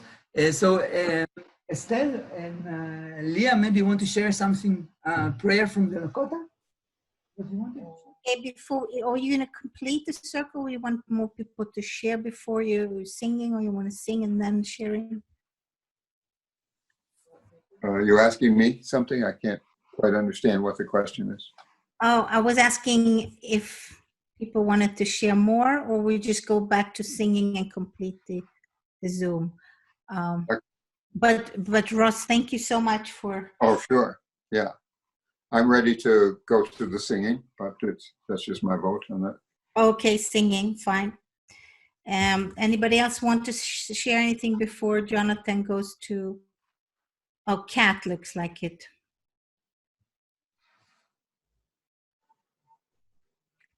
Can we hear Kat? Yeah, I just wanted to say how beautiful your paintings were, Eva. Oh, thank you. But I also got distracted by the music, and so I ignored the music. Dance rather than look at your paintings. Oh, okay. So I didn't dance, and I did look at your paintings, and that was really, I saw those things Ross was talking about. I saw the stars and planets and angels and people and all kinds of wonderful little figures, but it takes some focusing on. You can't just, I think the music is wonderful, but it's a bit distracting for me. Mm-hmm. I would prefer some, maybe Beethoven or something. Okay. Yes. But there's beautiful, but you know what? I think I'd have to look at them again, because there's so much in them that one show just, it's not enough. Yeah. Thank you. Thank you, all of you. Yeah, usually we do more new age music and more softer, and this we did an experiment. So hopefully we can. It's great music and great paintings, but I could dance and look at them at the same time. I wanted to. Thank you. Great. Just to tell you, Kat, the idea is the whole vision of these events that Eva really initiated this idea. This is Eva's baby, you can say, so to speak. Right. And the idea is that she projects these paintings on a big screen, and everybody wears white, and then you sort of dance within the painting, and this is the idea. So it's so we try to recreate a similar experience, right? Zoom event, and because of the corona, we didn't expect not to be able to do the events like all of us, like in the same room, Yeah. So this was the idea, but I do agree with you that it's probably better that if you're sitting and looking at it, you don't want to listen to this like dance music. It's like it's irrelevant, But if you listen to it, then so it might be this, different. with this big screen, would people be looking at the pictures first and then going and dancing? Because once you're dancing, you're not going to be looking at the paintings. She projects it on a big screen. Everybody wears white, and they go, and the projection goes on themselves too. So they become part of art, basically. I can send you a link. Actually, I should do that now in the chat. I link to videos of different events. If you want that, I'll do that now. Yeah. So you're virtually creating another art form, aren't you? It's a kind of, and not many people do multi. It's kind of, I call it fifth dimensional happening. It's like, yeah.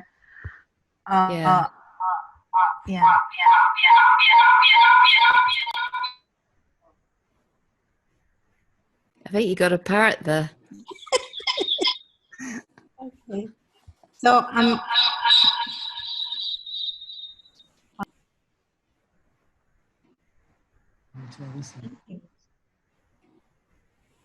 so now we go over to singing. Okay, so this is Leah and this is Estelle. I actually would like to share about my experience with the painting and the dance, the paintings and the dancing. I very much connect to what you say, Kat, because for me dancing it's a very it's an experience of all the senses, and it's hard for me to combine that with interacting visually with paintings or talking with someone while I'm dancing or interacting with a screen. Like I found it very hard to be here with you during the dancing because it distracts me from being completely where my movement is. And it's kind of like a prayer. For me, dancing is a form of prayer. So the paintings, like they flashed by every now and then, and it gave me a good feeling, and I would like to see them again. And I like the idea of dancing in paintings a lot. Yeah. So I would like to share with you, I didn't really manage to be with you during the evening. There were children and guests. We haven't had guests really almost in months. There's guests, friends, beautiful friends like Leah. And it's my birthday, 42. In the Hitchhiker's Guide to the Galaxy, 42 is the answer to God, the universe, and everything, which is a big thing to ask for, but some answers for all of us. It's a good blessing. And in Hebrew, the gematria of 42 is Google. So it's kind of funny joke. Anyway, I wanted to share with you and with the world a Lakota prayer that I connect to very strongly. Actually, while I was with you a bit, I almost changed my mind and brought a Hasidic nigun that I'm also very connected to, but I feel that this prayer wants to be shared. So it's a Lakota prayer for healing.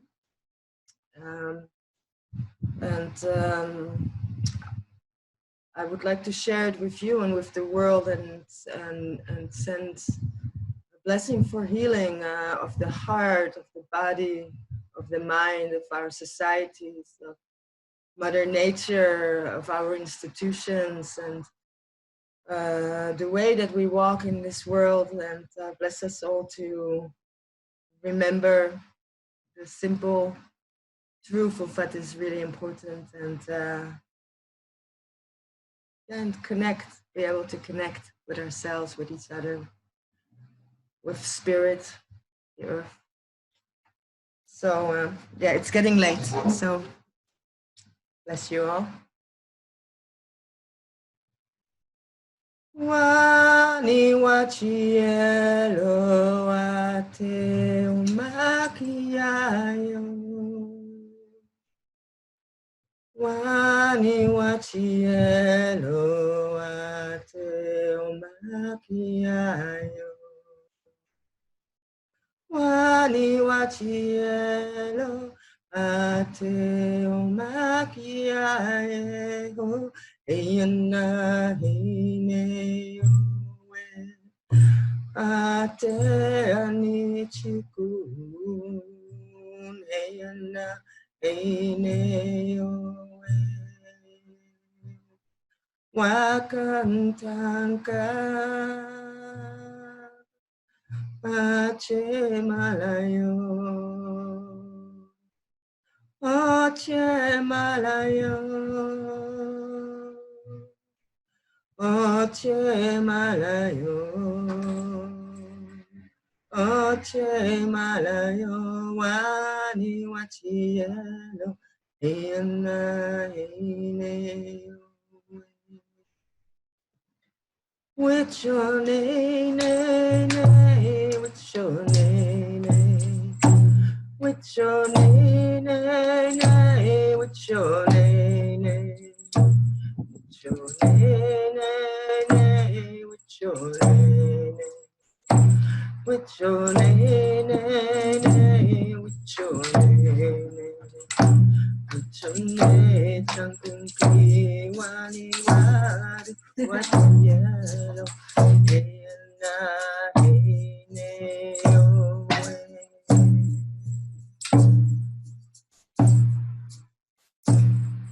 yehi ashado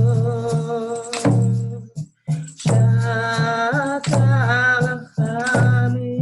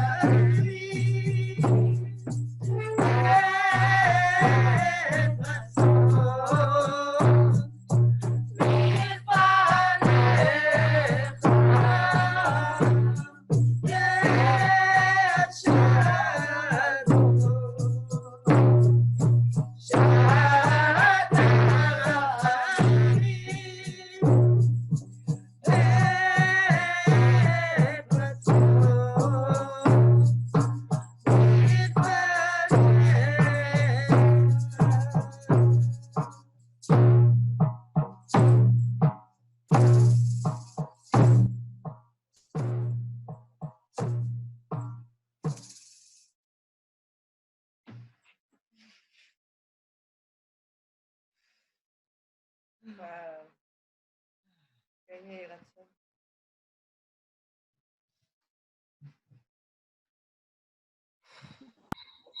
תודה רבה.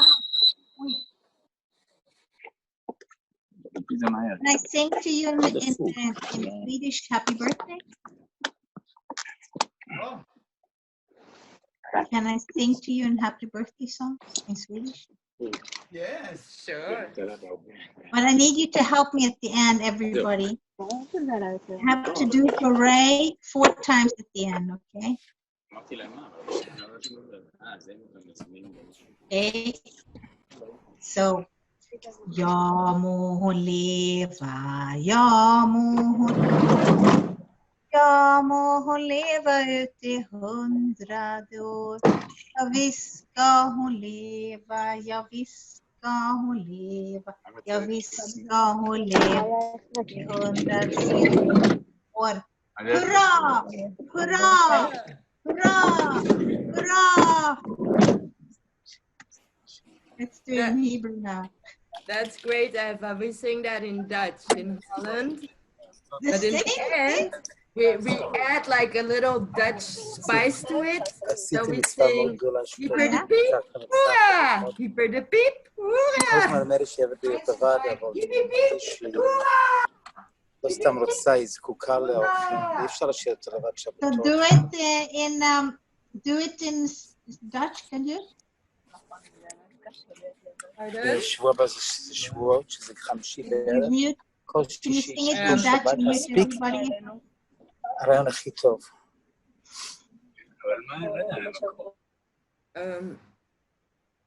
Eva, I didn't really I understand. want you to sing it in Dutch. Actually, you know what? There's this birthday song that I learned from my beautiful sister Osra. It's a birthday song that you just add the name that I really like. So I'll sing that. Okay. So anybody else has a birthday? No. Okay. So Birthday is that. okay, so it's for everyone. On the day that we were born, on the day that we were born, on the day that we were born, the angels sang and they blew on their horns and they danced and they danced. They smiled and they threw up their hands on the day that we were born. So yeah, that's for all of us being born, and thanks for this beautiful, interesting, crazy, amazing, adventurous, inspiring life.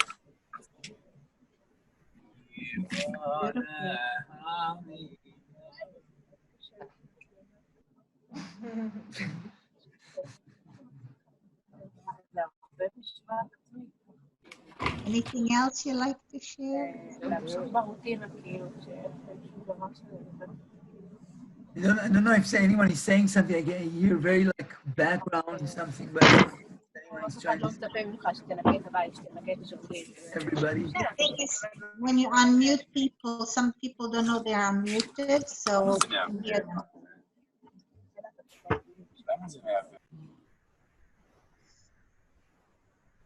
Okay.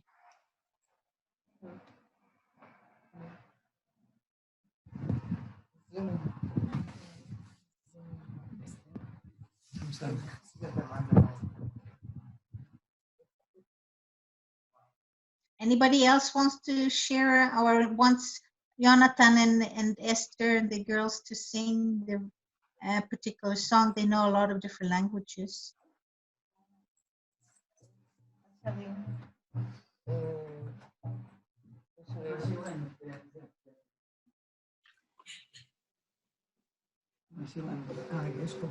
זה באנגלית פשוט. לא יודע איפה החוברת הזאת במחשב. זה באנגלית, חשבתי לשיר את... בוא נשאיר את השיר שלי. מעולה, אז יש את זה כבר שם. Okay, so we'll sing a song that came down to me on Jonathan's birthday. His birthday was approaching the next day and I didn't know what to get him for a gift. And he writes a lot of songs and he loves music and it's a very important part of his soul. And so when I sat down on the couch and I asked for God to send me inspiration for a gift because I didn't know what to do, this song came down with the melody and the words, everything. Like I don't write songs, but this song was a gift for Jonathan and for all of you that somehow appeared, and I was lucky enough to receive it. Blessing for all of us. In English? The words? איפה הם? There? Yeah.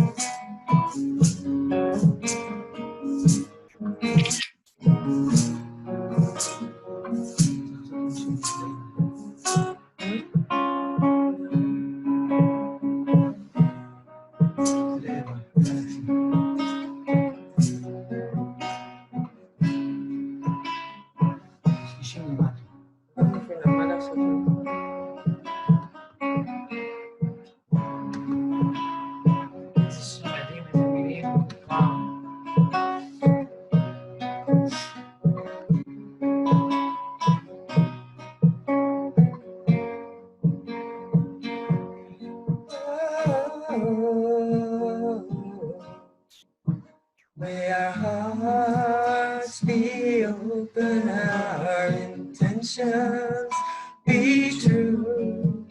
May we carry each other home into the light. May our minds be clear. May our spirits soar free. May we trust and love in our family. May our actions be inspired in the service of the one, with grace and gratitude we are the light. May our bodies be our temple as we dance into the night.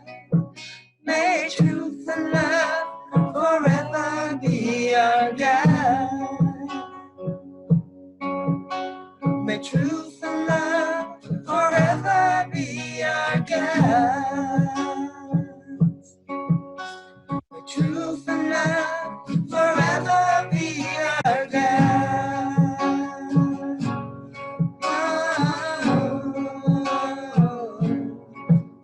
May our hearts be open, our intentions be true. May we carry each other home into the light. May our minds be clear. May our spirits soar free. May we trust and love in our family. May our actions be inspired in the service of the one, with grace and gratitude we are the lights. May our bodies be our temple as we dance into the night. May truth and love forever be our guide. May truth and love forever be our guide. May truth and love forever be our guide.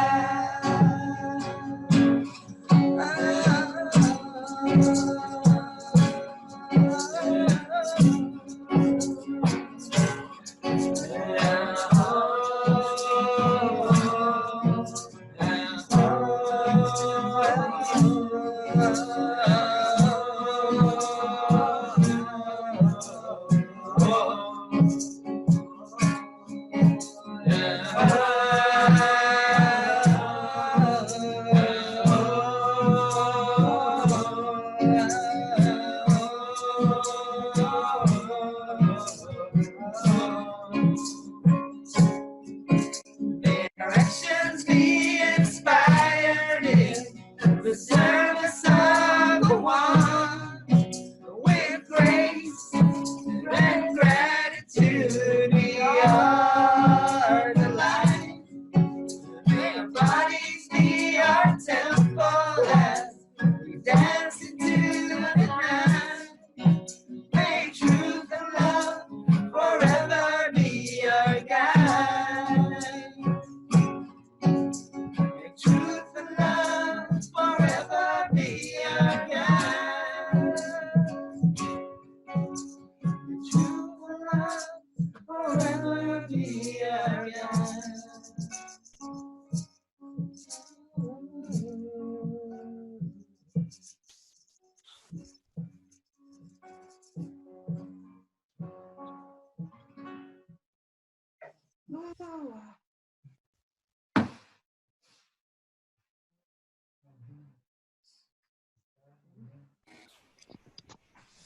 Thank you.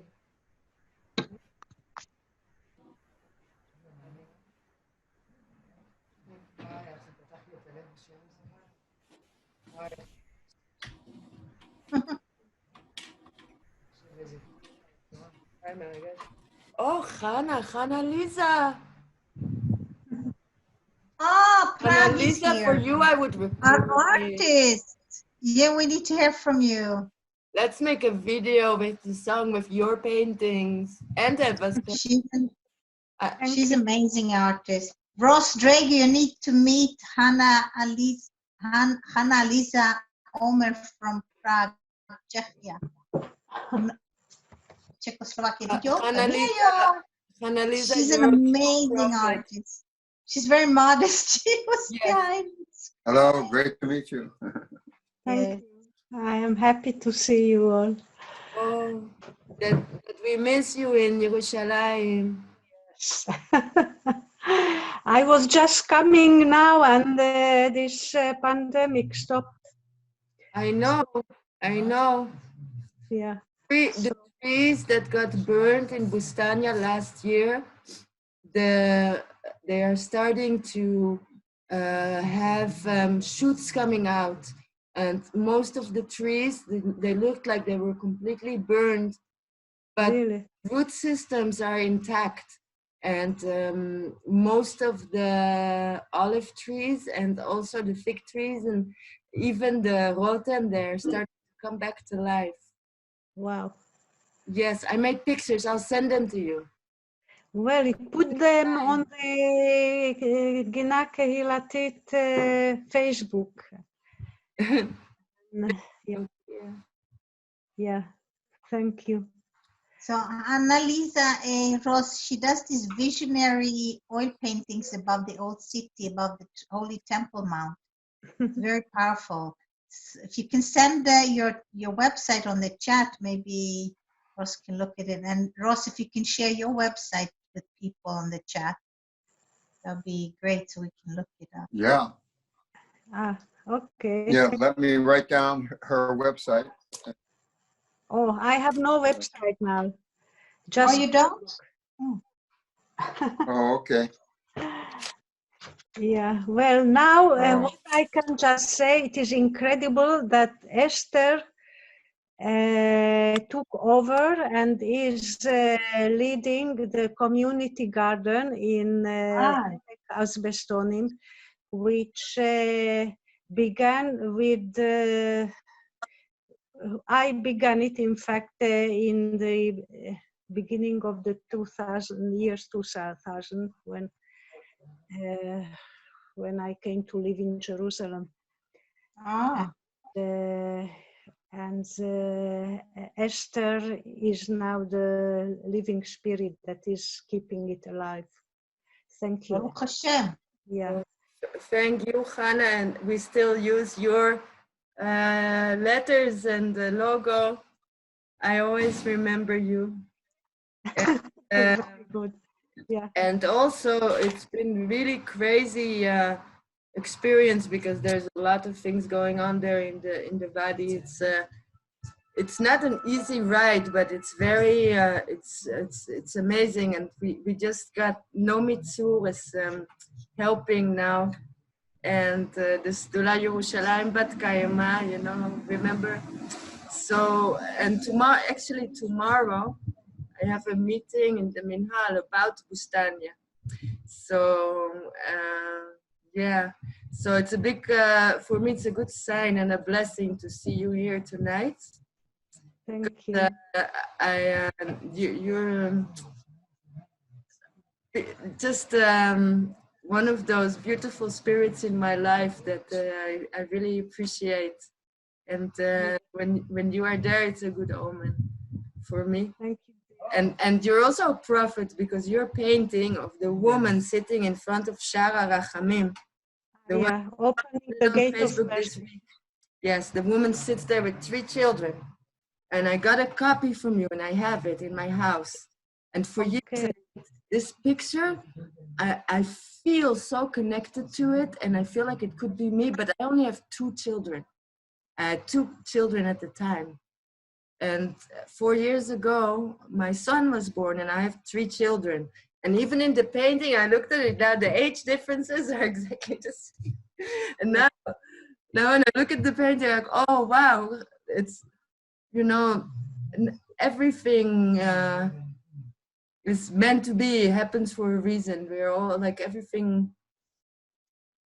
Well, I would like to say something about this painting. Yes, it's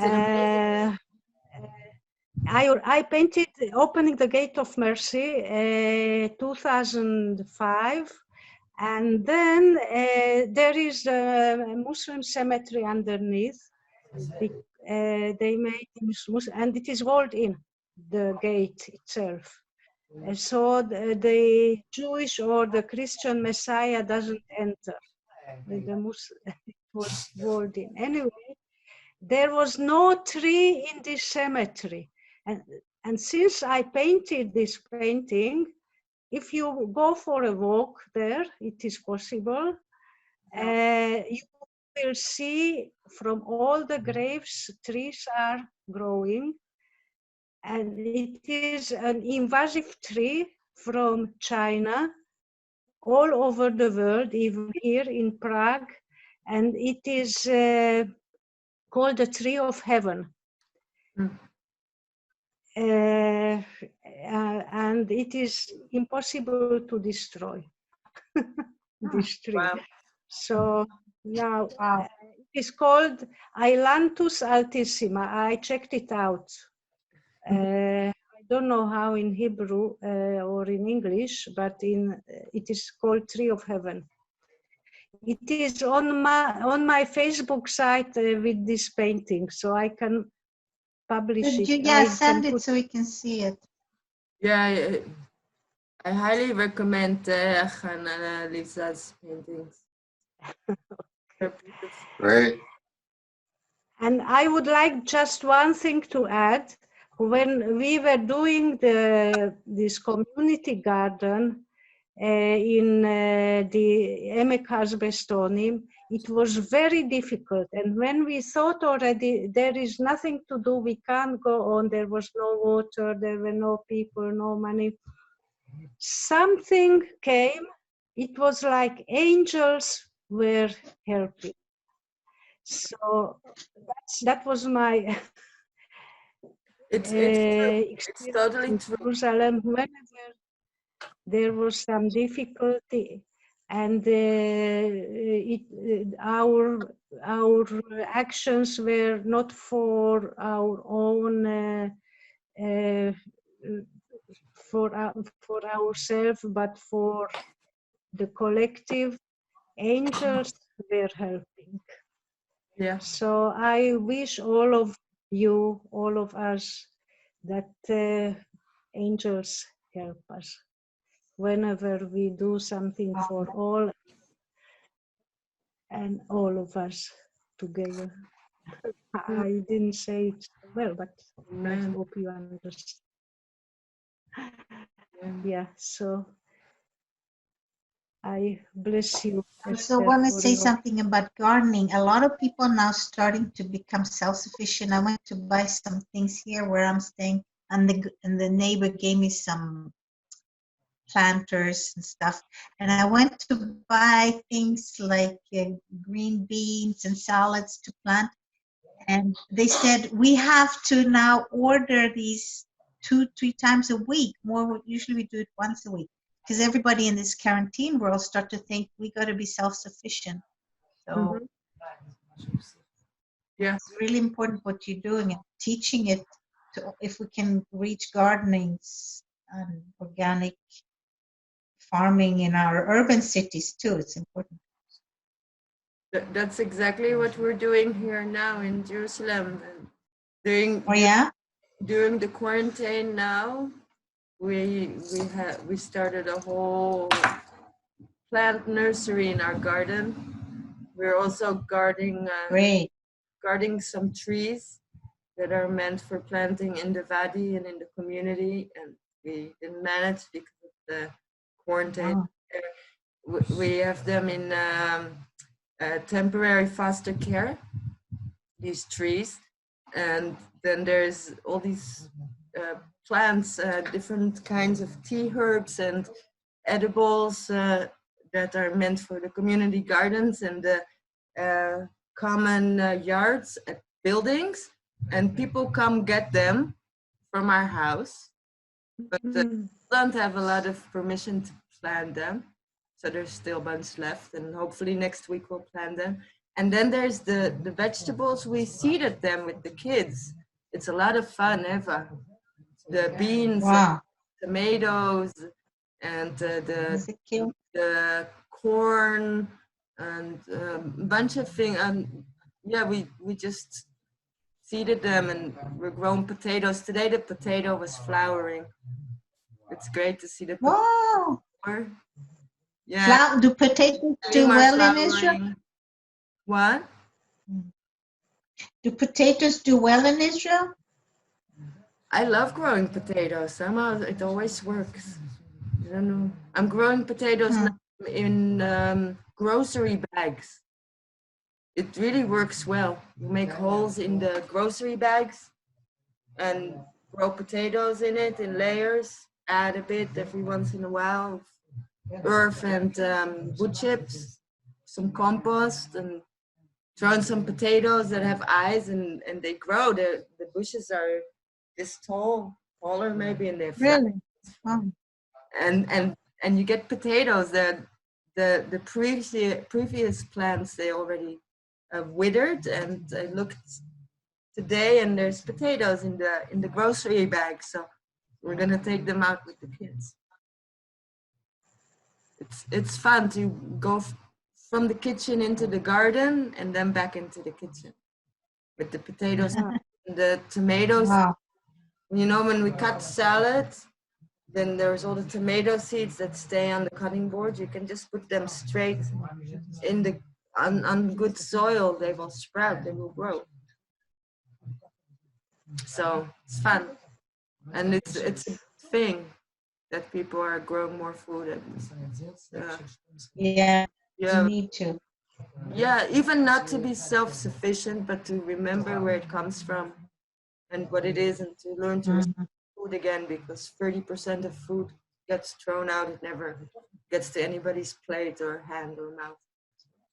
So, yeah. When you say 30%, is that worldwide or in Israel? In Israel, it's kind of a standard in the modern world, but it depends, of course, also on the community.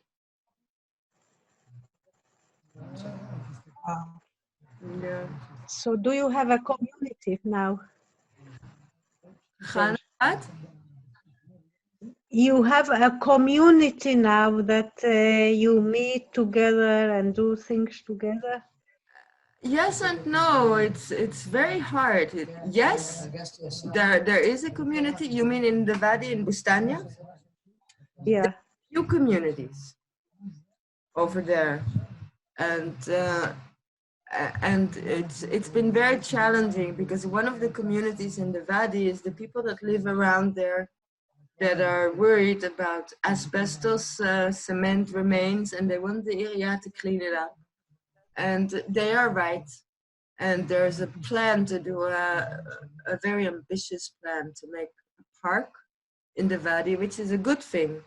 And it also involves a lot of principles that are very good for the environment and the water flow in the neighborhood. Because there's when there's a lot of rain, the water, we have floods. So the idea was to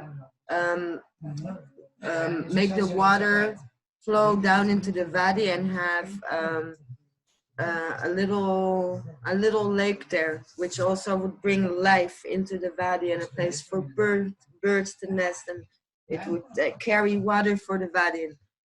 A beautiful plan,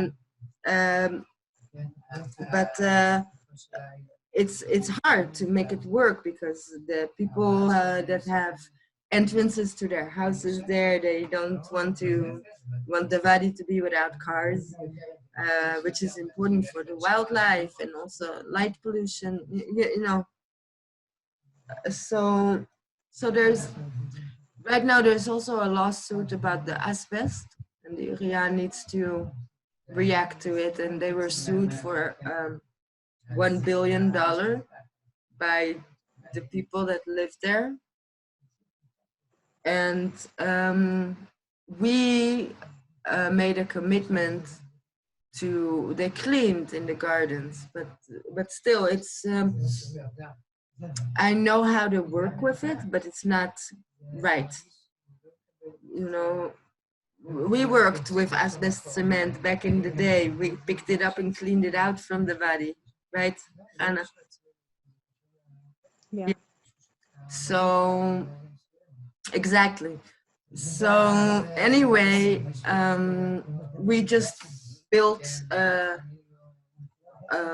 raised beds, and we're thinking to make a Smita project there, and we do events there with the community, and it's really nice, but it's hard.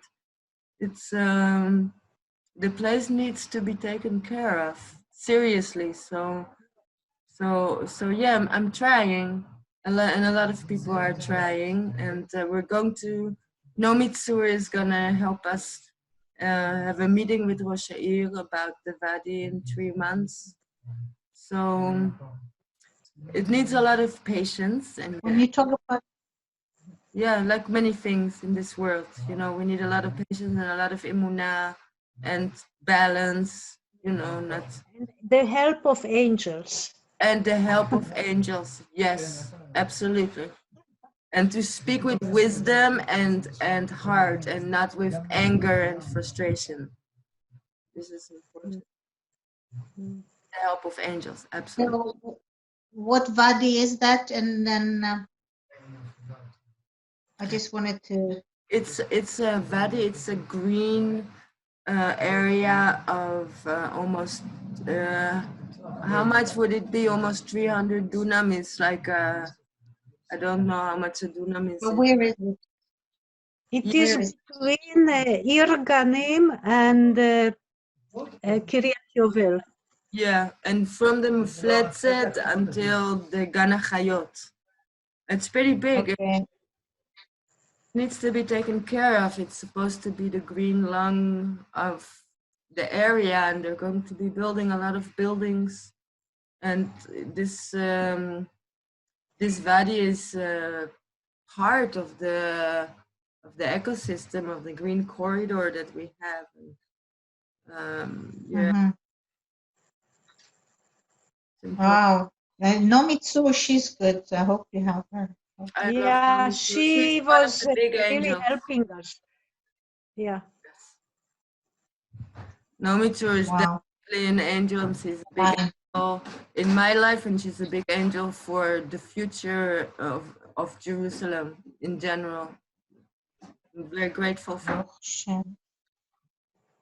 Baruch Hashem. Wow. I started drawing here while we're talking, and we became more social. Code ending. It's nice to hear the regular life issues too, and what's going on in Yerushalayim. It's important to know. Yeah. Thank you for holding the space there and trying to create, you know, protection for Mother Earth. Really important. about sustainability, I would like just to share with you now, as before, when we began with this asbestonim project, I was giving through חברה להגנת הטבע tours of knowing the wild plants in the area. And now here in Prague, I am doing the same. I am picking wild plants, which in English, in fact, they call obnoxious weeds. Yes, like the kissos that I call the maniakim. Yeah. You said that it cures colon cancer, right? So now I am going on with finding out for what things are incredibly good, these obnoxious weeds. So for instance, I don't know, do you see me in here now? Can you see me? Yeah. I am holding now, I am making syrups for winter for my grandsons. So if they will have a cough, this is from all kinds of weeds. I am making syrup, for instance, and everything. I am cooking and making pesto and all kinds of wonderful things. Nice. From these despised weeds, which they just want to destroy. Everybody. Like who wants just clean, beautiful green plastic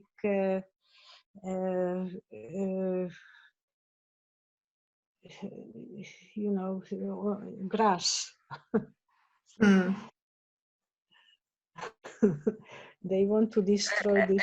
Actually, Hannah, every time I look at the flowers in the zucchini, I remember how I came to your garden maybe 20 years ago, and you showed me the flowers from your zucchini, and then you took the flowers and you prepared them with olive oil, and you gave them to me, and you said, "This is the most amazing thing you will ever eat," or something like this. You said, "You have to eat this. This is amazing." Boy, this is such a beautiful, special dish. I had never eaten a flower like that before, and wow, I don't remember this. You don't remember this? Now I'm looking at the flowers, and I see I have bees in my garden, and there's ants going around the flowers, and I know that they're helping the plants. So I'm leaving the flower, and then I say, okay, but maybe I can take the flower already and eat it. No, I'll leave it a bit more for them. You know, it's because it's beautiful to see you in flowers. What? That's nice. Did you pick them from a bush? Jasmine? What is it you have in your hair? Jasmine? Yes. A beautiful, beautiful jasmine on the garden fence. Beautiful. It's going wild a little bit now, and the fragrance is just amazing. I go outside and you can get drunk from the fragrance of this jasmine. But under it are my tomatoes, so I have to lift it up a little bit so there's space for the tomatoes, and then they can meet and be together. And then I said, wow, I would really like to make myself a crown out of this jasmine. So I did. And it's beautiful because the smell of the jasmine just surrounds me. Wow. In midsummer in Sweden, they do these crown things and dance around the pole, maypole. And so you look like you're the summer girl. I guess Holland, they have it too, no? I don't know. So, yeah. A bit. The Dutch are more organized with their flower crowns. You know the Dutch flowers. The Dutch flowers are like tulips and, you know. Of course. They're pretty. They're beautiful. Lovely. Everybody has tulips in the gardens here in Sweden in the spring. It's amazing. And there's a lilac bush here. I wish I could bring you the smell for your birthday. I send you the flowers. It's lilac? Lilac. You know that, right? Oh, yeah. Lilac. It's nice. Oh, it's wonderful to see you all. I have... Yeah, we're very complete soon. So you must go to bed, no? You must be tired. Yeah. There's Jonathan and everybody, they went to... So they're sitting on the porch. It's really hot here, very, very hot. Like 40 degrees. At the Dead Sea it was approaching 50 today, so it's very exciting. Wow. So they're outside a little bit to get some air. Yeah. So we use the spray, you know, the flower spray. This one.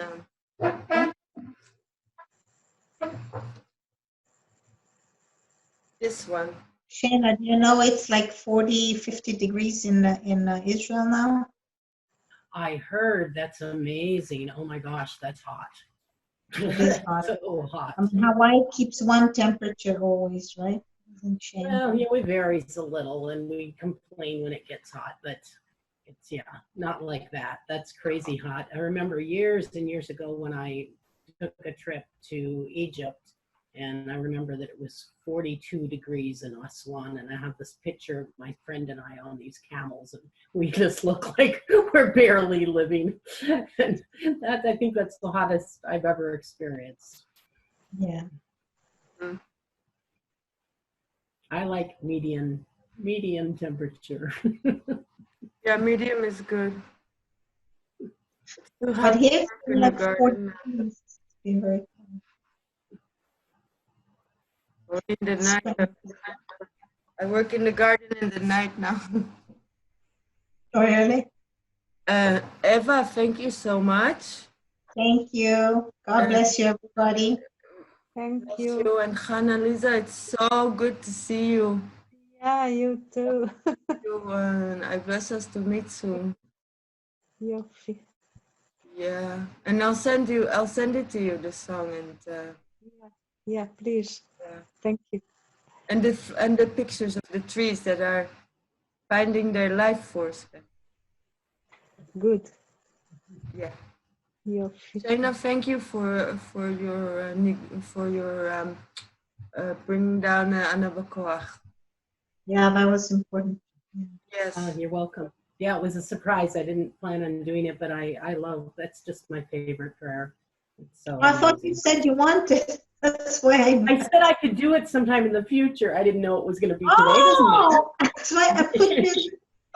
That's all right. I found the words, so that was good.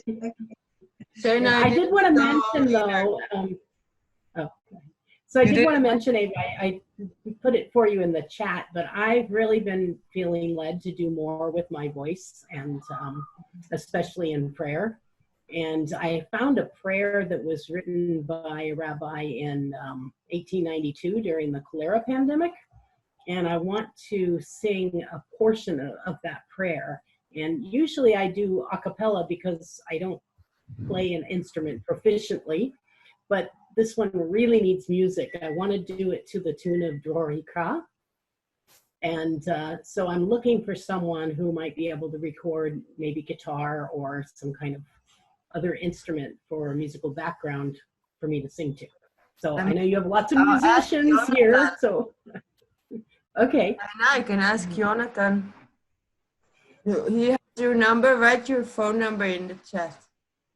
Oh, okay, sure. Right. Well, my phone number is in the United States. You can do it privately or publicly, but write that you want to record guitar on that tune and sing on it, and write your phone number. but I don't think you can call my phone number, right? Unless, do you have WhatsApp? Are you in Israel? No, I'm in Hawaii. Okay, so write your Facebook information or email, or I don't know. Okay, I'll give you my email, and also if you have WhatsApp, I could give you my phone number. Ah, so you can leave a phone. I don't like. I play guitar very minimally, but I might be able to do it. He also has recording equipment, so. Oh, okay, wonderful. So who should I give it to here? Which link are you? Oh, Jonathan Font Moxo, host. Okay, so I'll just write it right now. I'll go tell him right now. Okay, thank you. Kabbalat Shabbats every Friday, not every Friday, if you want to hear them singing. I know, you know that, Annalisa, you know, but maybe Shana doesn't know.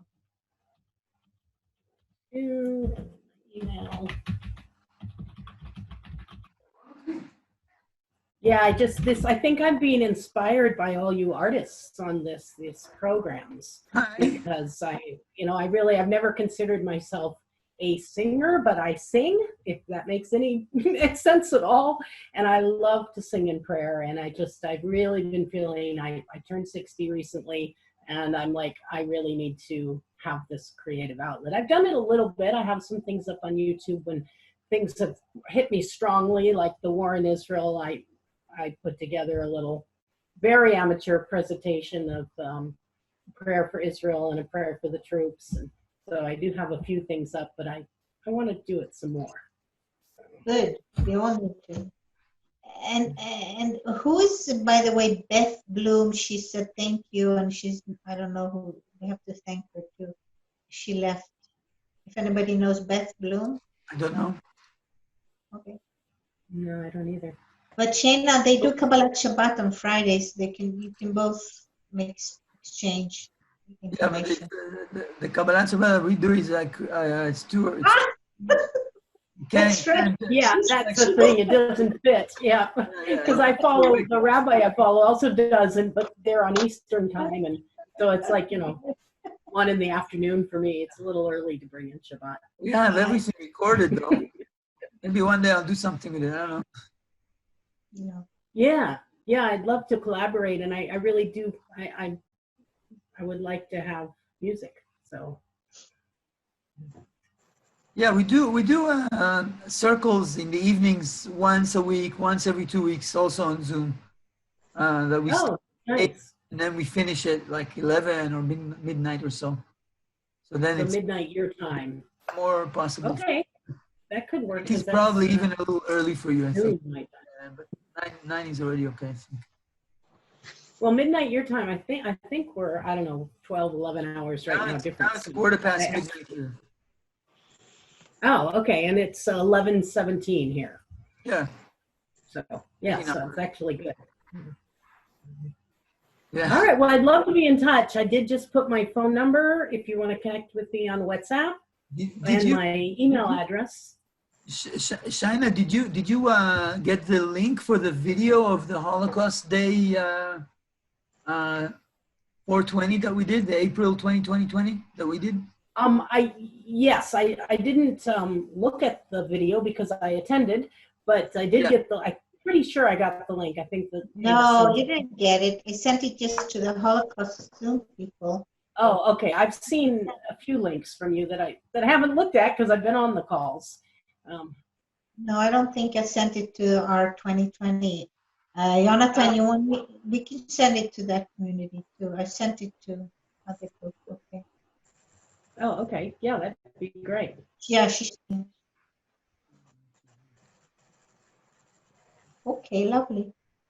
Yeah, well, great, and I look forward to being in touch. And, I thought about you, Shaina, because we did the whole video, we did the whole, and you were there like a bunch, but I didn't hear you there, so I'm glad to hear you a little bit. You're singing, and also you're bringing Ana Bekoach, which is a song that we sing a lot, Ana Bekoach. It's something, but not in that particular melody, a different melody. We put we send it just to everyone. Yeah, that's my favorite melody. I've sung a few different ones, but that's my favorite one. I think that was a Reb Salman one that he said was from some more ancient rabbi or something. I'm not sure. I didn't even know there was another melody for it. I only knew that one that we sing. If you I know about 3 write or it in 4 Hebrew, you'll that find the I've one that I mean. Very nice one. heard. Oh, okay. Yeah. Yeah. Yeah, it's a very powerful prayer. It was one of my mother's favorite songs. Mm. Yeah.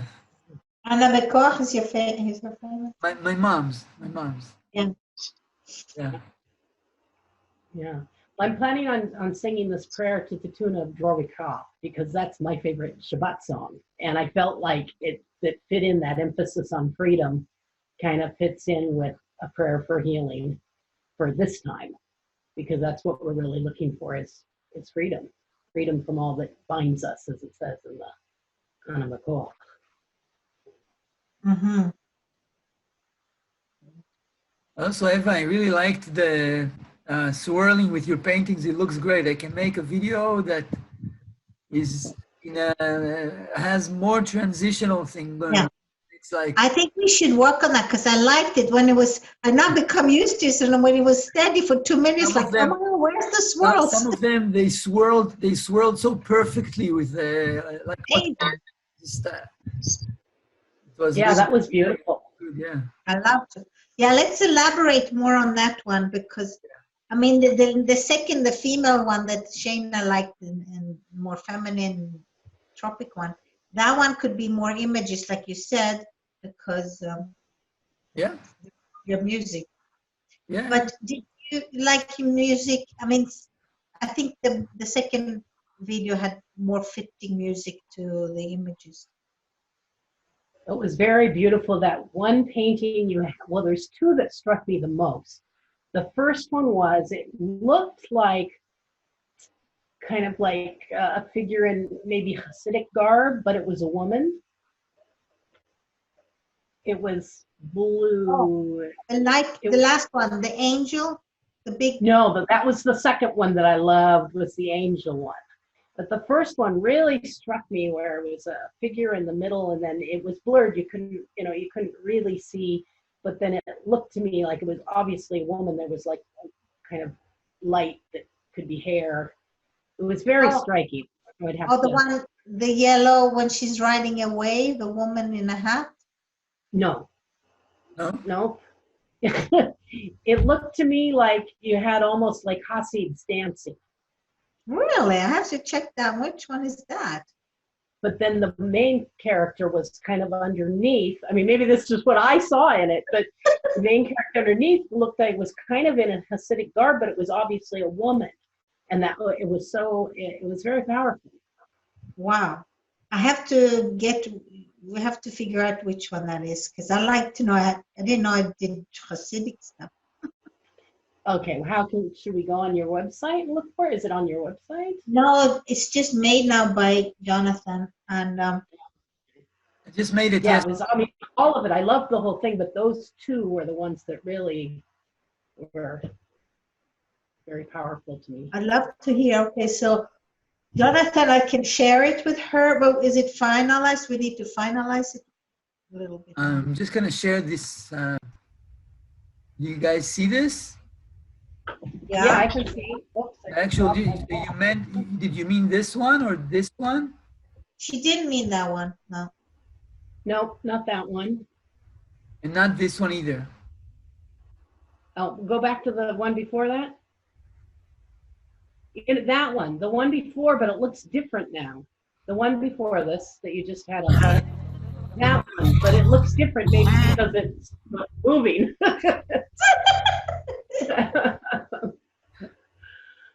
Yeah.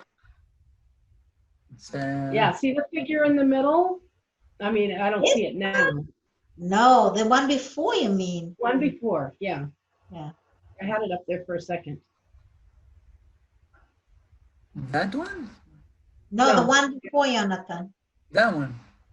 Yeah. This.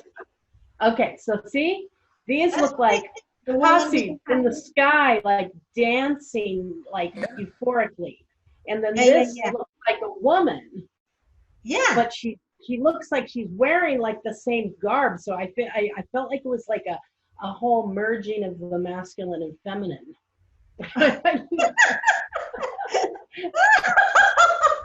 But it was, you gotta remember, it was also moving. So it does look a little different when it's static. Yeah, that's yeah, the one I think you meant. She's riding a swirl. It's a woman. Yeah. Called woman liberating herself. Yes. But you saw Hasidim. That is so cute. I love it. Yes, in the sky there. Wow. That's amazing. I love it. Don't they look like it?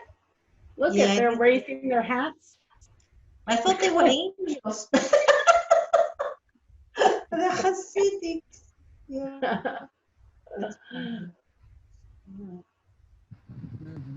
But the other one, the later one of the angel, was really my very favorite. Oh, the last one. You like the angel. This one. Yes, this one. That's really one powerful. before last. This one. Not the That last. one. Yes.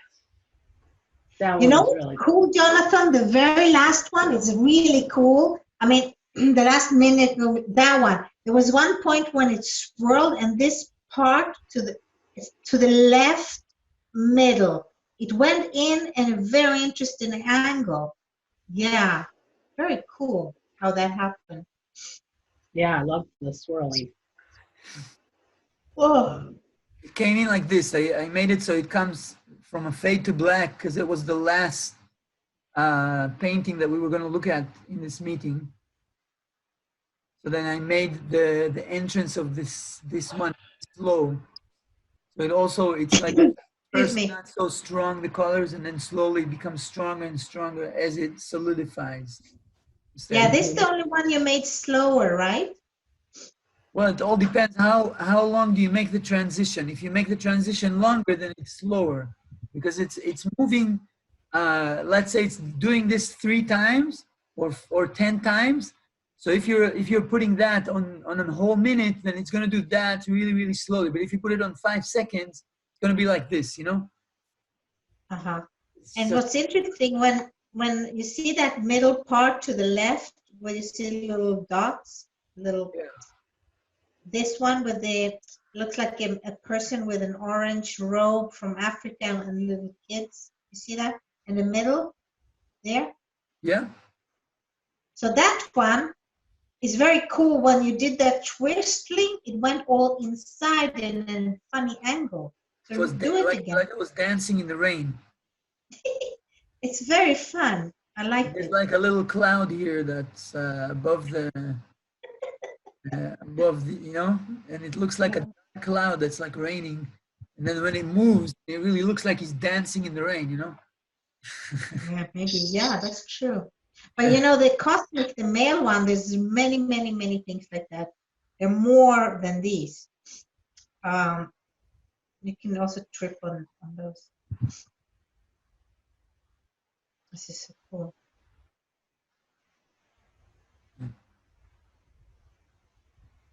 What was this? Oh yeah, and did you like this one that I did this? Yeah, it just needed to be after the text. The text needs not to be. The text disappears into it. You know, that's the idea. Yeah, I don't think it's a good idea that it drowns in it. But I like on one level, yes, on the other level, no. Well, maybe even when I sing my prayer, we can add some of your painting in. What? Maybe when I sing my prayer, we can add some of your painting in. When you do your prayer, right.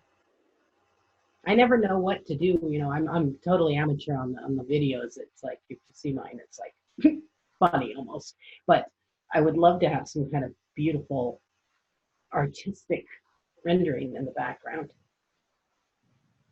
And I haven't done to prayers. You mean like Anna Bikoch?